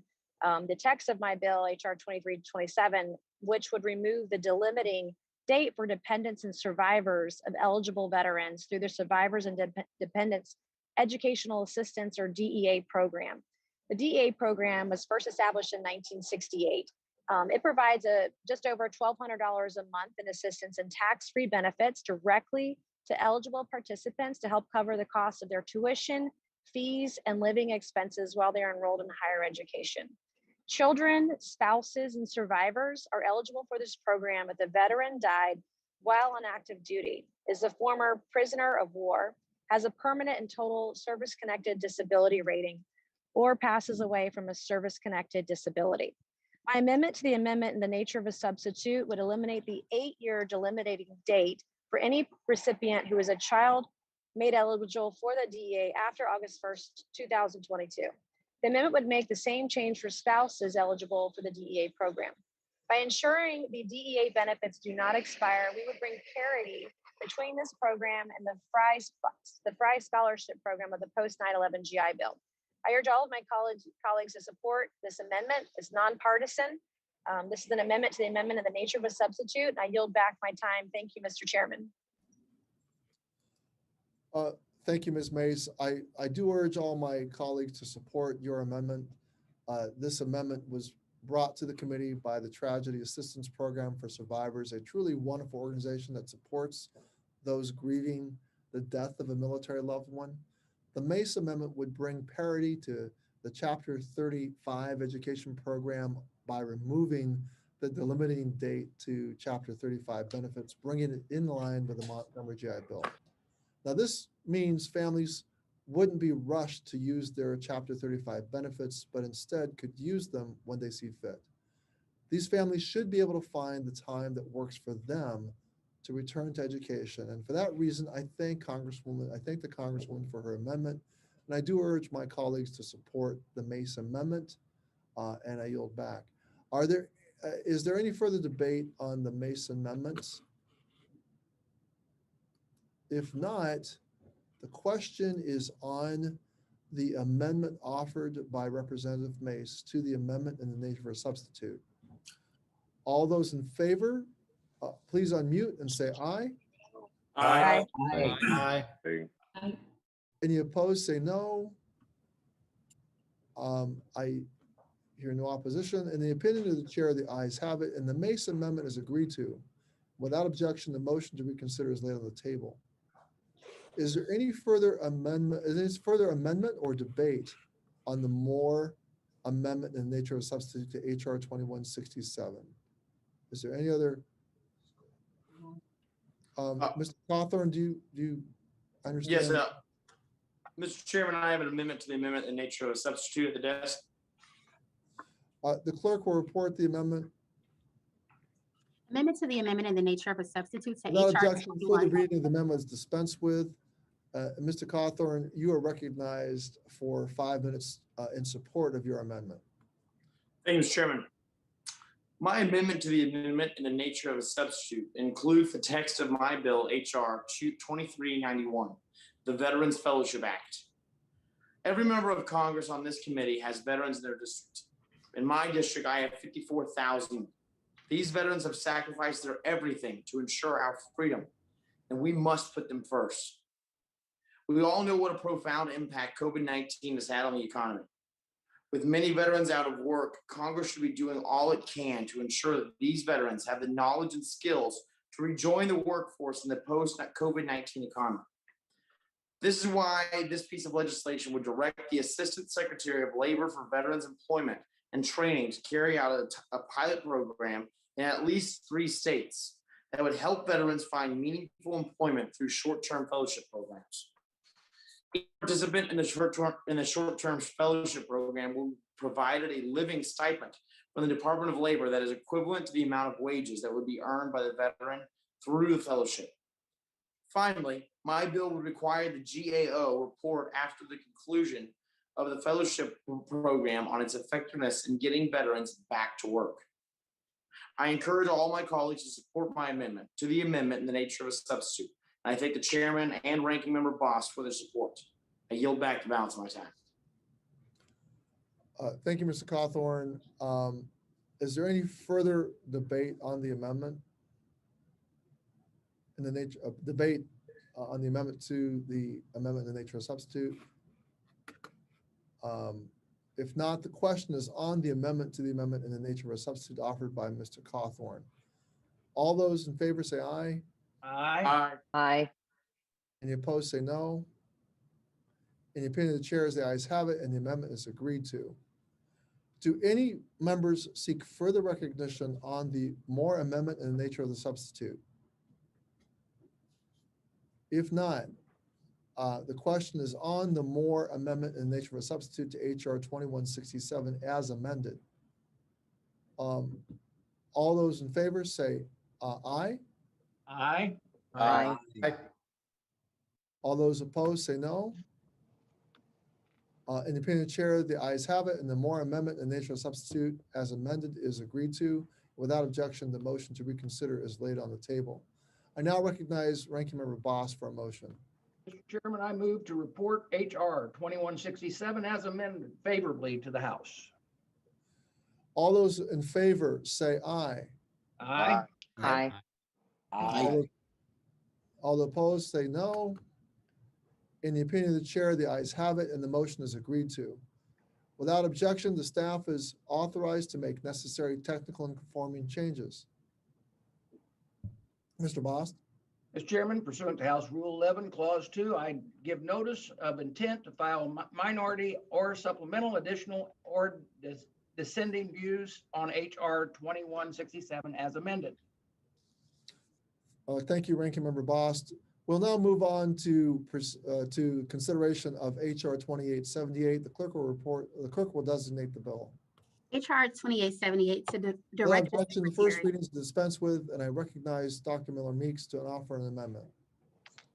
Thank you so much, Chair Takano. I have an amendment in the nature of a substitute at the desk. The clerk will designate the amendment in the nature of a substitute.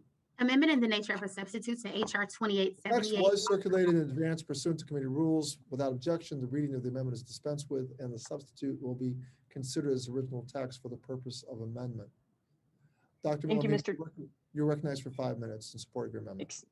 Excuse me. Thank you, Mr. Chairman. My amendment in the nature of a substitute includes the base text of Mr. or Representative Gallego's bill, HR 2878, and the revised text of my bill, HR 2335, the Vet Tech Enhancement Act of 2021. This piece of legislation would increase funding for the Veteran Employment Through Technology Education courses, or Vet Tech program, from $45 million a year to $90 million a year starting October 1st of this year. VA recently testified in front of the Subcommittee on Economic Opportunity that they welcome this increase in funds as the current program interest has far outpaced current funding levels. The VA also testified that since Vet Tech's launch on April 1st, 2019, the program has provided training to 2,100 veterans, with 80% of those finding meaningful employment. As VA reopened the application process on April 1st, 2021, Vet Tech had received 1,193 applications in the first 8 days alone. Mr. Chairman, as you can tell, this program is wildly popular amongst the veteran population, and this bill would help even more veterans to be able to take advantage of this great benefit and to obtain meaningful employment. I encourage all of my colleagues to support my amendment in the nature of a substitute, and I yield back the balance of my time. Thank you, Dr. Miller Meeks. HR 2878 was introduced by Representative Gallego on April 28th, 2021, and would establish a native vet success at tribal colleges and universities pilot program. Started in 2009, the Vet Success on Campus program allows student veterans to succeed and thrive through delivery of on-campus benefits and assistance and counseling. Now, this outreach is intended to help veterans complete their education and prepare them for jobs. The Vet Success Program assigns a VA vocational rehabilitation counselor and a VA Vet Center outreach coordinator to schools to provide peer-to-peer counseling and referral services. Since its inception, the program has expanded multiple times and currently supports 104 schools across the country that are served by 87 Vet Success counselors. However, tribal colleges and universities are not currently served by Vet Success programs, by the Vet Success program, creating a gap in access to the services and benefits our Native American veterans have earned. Now, Native Americans serve in the armed forces at 5 times the national average and have served with distinction in every major conflict for over 200 years. Native Americans have the highest per capita involvement of any population to serve in the U.S. military. Native American veterans on tribal lands and reservations face more hurdles to access their benefits than any other veterans due to the lack of cooperation between federal agencies, the lack of awareness of VA's benefits, and the vast distance between tribal lands and VA facilities. Now, this bill would bring VA employees closer to tribal lands and reservations by delivering the Vet Success program at tribal colleges and universities. In addition to providing support for student veterans, Vet Success counselors can also assist other veterans in applying for other benefits that they may qualify for and raise awareness of VA benefits in the communities around tribal colleges and universities. Native American veterans deserve access to the resources they need to succeed in their education and the workforce. Now, I urge all members to support HR 2878 and Dr. Miller Meek's amendment in the nature of a substitute to increase funding for the Vet Tech program. I have had my reservations about the Vet Tech program due to the potential of abuse, and I will continue to review the program closely, but based on recent feedback from VA and VSOs, veterans are seeing favorable results so far. The Veteran Employment Through Technology Education Courses pilot program began in 2019 and has served over 2,100 veteran students, 80% of whom went on to find meaningful employment. Through Vet Tech, eligible veterans and service members receiving training for technology careers from approved providers in fields such as information science, software, computer programming, data processing, and media application. Such providers are required to help veterans secure employment after completion of their course. Vet Tech is incredibly popular among veterans, so popular in fact that demand for the program has outpaced the supply of funding. The funding allocated for fiscal year 2021 ran out a month after it became available. The enrollment in Vet Tech is on the first come, first serve basis, and veterans who are unable to enroll are placed on a wait list with VA until funding becomes available. This proposal would increase funding for Vet Tech from $45 million to $90 million a year for the duration of the pilot. This additional funding would allow more veterans, including those who may have been displaced from a job during the COVID-19 pandemic, to gain high-tech skills they need to gain employment in in-demand industries. Now, I urge all members to support the amendment in the nature of a substitute. Is there any further discussion or amendment on the Miller Meeks amendment in the nature of a substitute to HR 2878? I don't see any. I do see Mr. Gallego's hand up. Mr. Gallego, do you want to say something? Mostly on the overall bill and then a little on the ANS. Okay. So what? You can speak now, Mr. Gallego. That's fine. Okay. Thank you, Chairman. I want to thank Representative Miller Meeks for her amendment, and I urge my colleagues to join me in passing this ANS. The Native Vet Success at Tribal Colleges University Act is an important step towards keeping our promise to Native American veterans.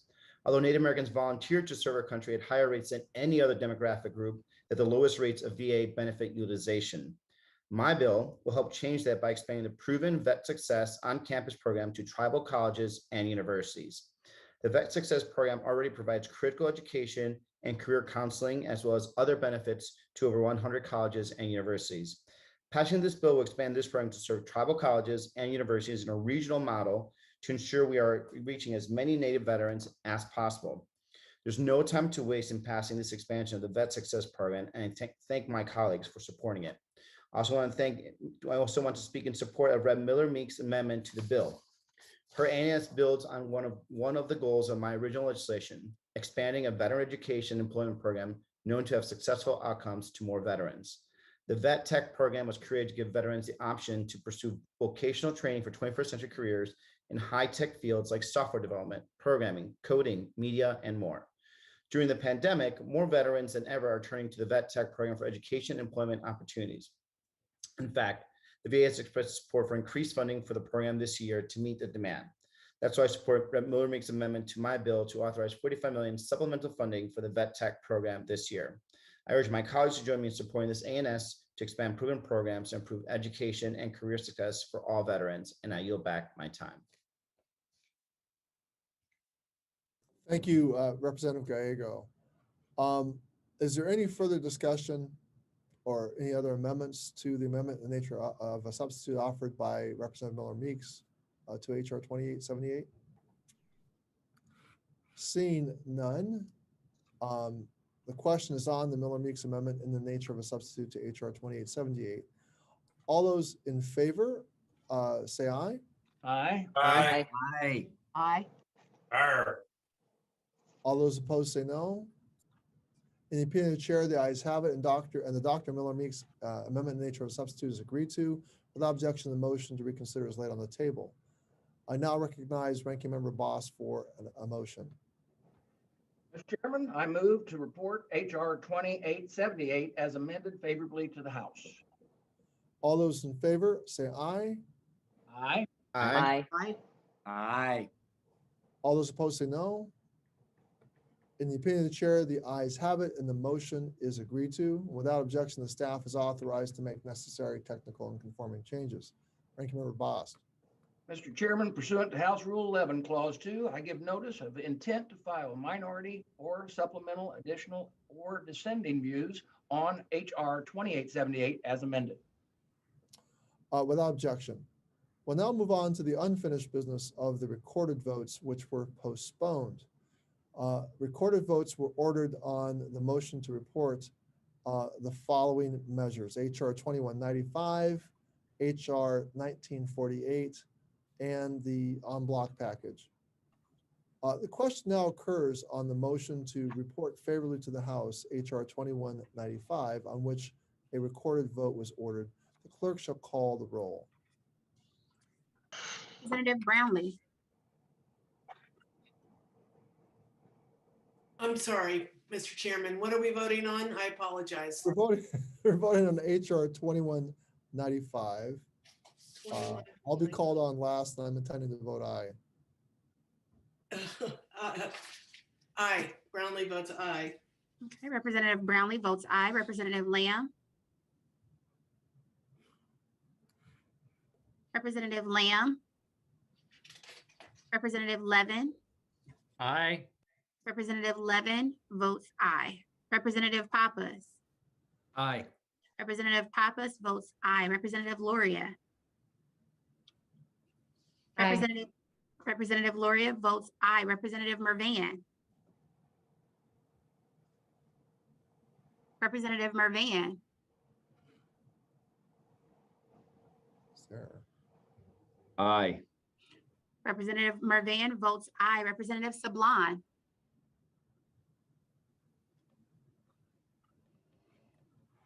Representative Sablon. Representative Underwood. Underwood votes aye. Representative Underwood votes aye. Representative Allred. Allred votes aye. Representative Allred votes aye. Representative Frankel. Aye. Representative Frankel votes aye. Representative Brown. Brown votes aye. Representative Brown votes aye. Representative Slotkin. Slotkin votes aye. Representative Slotkin votes aye. Representative Trone. Trone votes aye. Trone Representative, votes aye. Whoops. There we go. Trone votes aye. Representative Trone votes aye. Representative Capter. Aye. Representative Capter votes aye. Representative Ruiz. Aye. Representative Ruiz votes aye. Representative Gallego. Aye. Representative Gallego votes aye. Ranking Member Bost.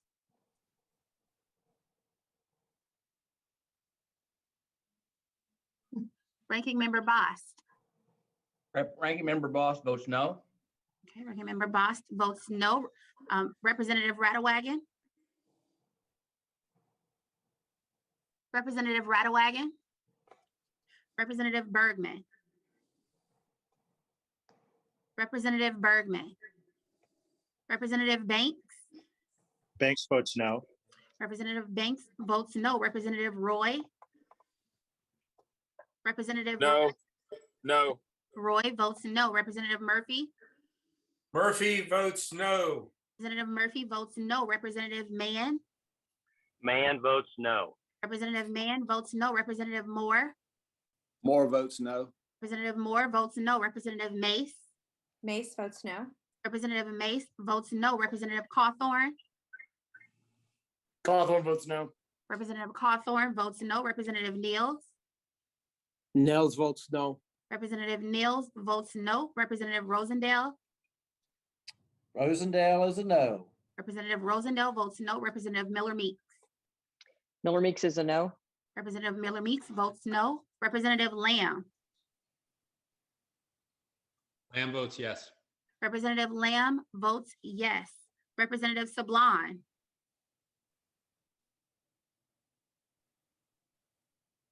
Representative Sablon. Representative Rattawagen. Representative Rattawagen. Representative Bergman. Representative Bergman. And Mr. Chairman. The chairman votes aye. Mr. Chairman votes aye.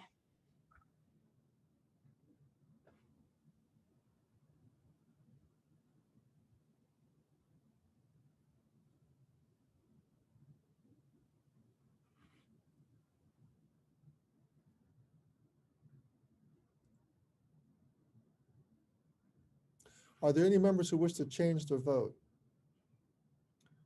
The clerk shall report the vote. Okay, Mr. Chairman, for this vote, there are 16 ayes and 11 noes. The motion is agreed to, and the motion to favorably report HR 2195 is agreed to. Without objection, the motion to reconsider is laid on the table. Without objection, the staff is authorized to make necessary technical and conforming changes. Mr. Ranking Member Bost. Yeah, Mr. Chairman, pursuant to House Rule 11, Clause 2, I give notice to intent to file minority or supplemental additional or dissenting views on HR 2195. Without objection, so ordered. The question now occurs on the motion to favorably report to the House HR 1948, on which a recorded vote was ordered. The clerk shall call the roll. Representative Brownlee. Brownlee votes aye. Representative Brownlee votes aye. Representative Lamb. Lamb votes aye. Representative Lamb votes aye. Representative Levin. Aye. Representative Levin votes aye. Representative Pappas. Aye. Representative Pappas votes aye. Representative Luria. Aye. Representative Luria votes aye. Representative Mervan. Mervan votes aye. Representative Mervan votes aye. Representative Sablon. Representative Sablon. Representative Underwood. Underwood votes aye. Representative Underwood votes aye. Representative Allred. Allred votes aye. Representative Allred votes aye. Representative Frankel. Aye. Representative Frankel votes aye. Representative Brown. Brown votes aye. Representative Brown votes aye. Representative Slotkin. Aye. Representative Slotkin votes aye. Representative Trone. Trone votes aye. Representative Trone votes aye. Representative Captor. Aye, please. Representative Captor votes aye. Representative Ruiz. Aye. Representative Ruiz votes aye. Representative Gallego. Aye. Representative Gallego votes aye. Ranking Member Bost. No. Okay. Ranking Member Bost votes no. Representative Rattawagen. Representative Rattawagen. Representative Bergman.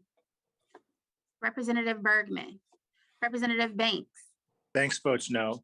Representative Banks votes no. Representative Roy, No. Representative Roy votes no. Representative Murphy, Murphy votes no. Representative Murphy votes no. Representative Mann, Man votes no. Representative Mann votes no. Representative Moore, Representative Moore is a no. Representative Moore votes no. Representative Mace, Representative Mace, Representative Cawthorn, Cawthorn votes no. Representative Cawthorn votes no. Representative Niels, Nails votes no. Representative Niels votes no. Representative Rosendale, Rosendale is a no. Representative Rosendale votes no. Representative Miller Meeks, Miller Meeks Representative- is no. Representative Miller Meeks votes no. Representative Sublime, Sablon votes yes. Representative Sublime votes yes. Representative Radawagon,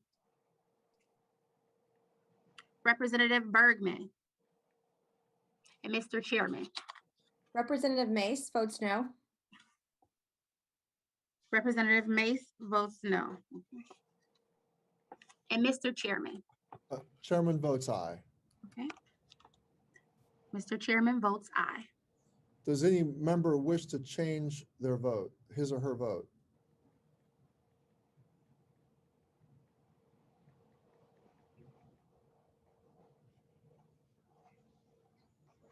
The clerk will report the vote as soon as it's tabulated.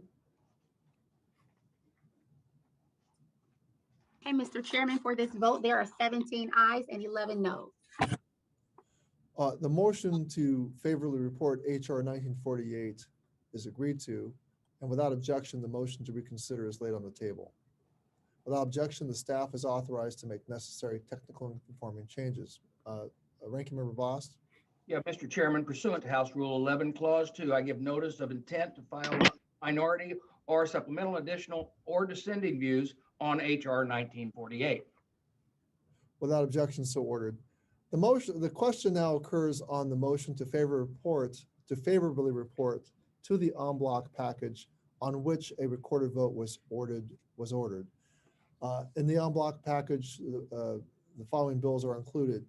HR 2911, HR 958, HR 239, HR 2441, HR 2545, HR 2093, HR 2935, HR 293, HR 1257, HR 2704, HR 2788, HR 2429, HR 2726, HR 290, HR 2419, HR 2494, HR 2082. The clerk shall call the roll. Representative Brownlee. Brownlee votes aye. Representative Brownlee votes aye. Representative Lamb. Lamb votes yes. Representative Lamb votes yes. Representative Levin. Aye. Representative Levin votes aye. Representative Pappas. Aye. Representative Pappas votes aye. Representative Luria. Aye. Representative Luria votes aye. Representative Mervan. Van votes aye. Representative Mervan votes aye. Representative Sablon. Sablon votes aye. Representative Sablon votes aye. Representative Underwood. Underwood votes aye. Representative Underwood votes aye. Representative Allred. Allred votes aye. Representative Allred votes aye. Representative Frankel. Aye. Representative Frankel votes aye. Representative Brown. Representative Brown. Aye. Brown votes aye. Representative Brown votes aye. Representative Slotkin. Aye. Representative Slotkin votes aye. Representative Trone. Representative Trone. Trone votes aye. Representative Trone votes aye. Representative Capter. Aye, please. Representative Capter votes aye. Representative Ruiz. Representative Ruiz votes aye. Representative Gallego. Gallego votes aye. Representative Gallego votes aye. Ranking Member Boss. Ranking Member Boss votes aye. Ranking Member Boss votes aye. Representative Radawagon. Representative Radawagon. Representative Bergman. Representative Bergman. Representative Banks. Banks votes no. Representative Banks votes no. Representative Roy. No. Representative Roy votes no. Representative Murphy. Murphy votes yes. Representative Murphy votes yes. Representative Mann. Mann votes no. Representative Mann votes no. Representative Moore. Moore votes no. Representative Moore votes no. Representative Mace. Aye. Representative Mace votes aye. Representative Cawthorn. Cawthorn votes aye. Representative Cawthorn votes aye. Representative Niels. Nels votes no. Representative Niels votes no. Representative Rosendale.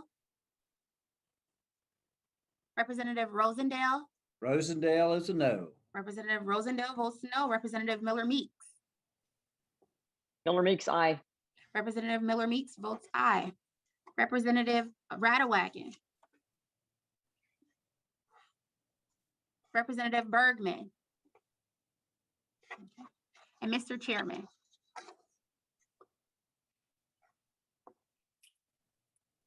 Mr. Chairman. Chairman votes aye. Mr. Chairman votes aye. Are there any members who wish to change his or her vote? The clerk will report the vote once it's tabulated. Okay. Mr. Chairman, for this vote, there are 22 ayes and 6 noes.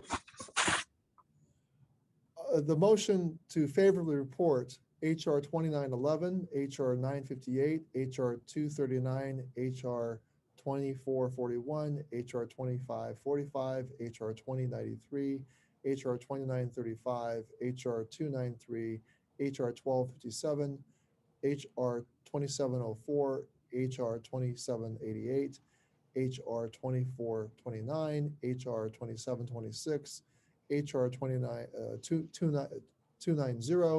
HR 2419, 2494, HR 2082 is agreed to.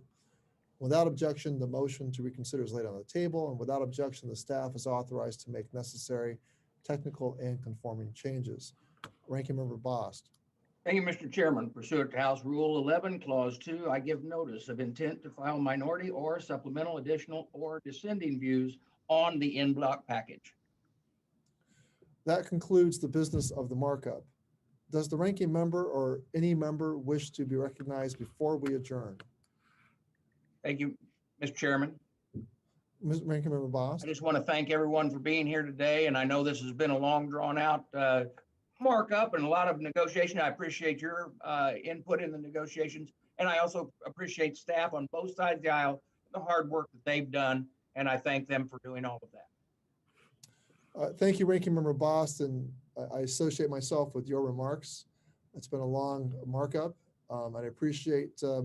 I do want to say one thing. I did hear the announcement today that our clerk, Rashida Hassan, is moving on to something better, I hope.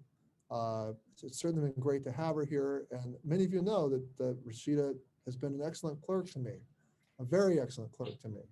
And so Rashida, I know this is not your last time serving us. You'll be here for another 2 weeks, but I just wanted to personally express my gratitude for your service to the committee and service to Congress and service to the country. Well, with that, that concludes the business. Mark, Mr. Sablan, is that, did I hear you want to say something? I guess not. That concludes the business of the markup. I wish to thank all members for their participation in today's proceedings, and the committee shall adjourn.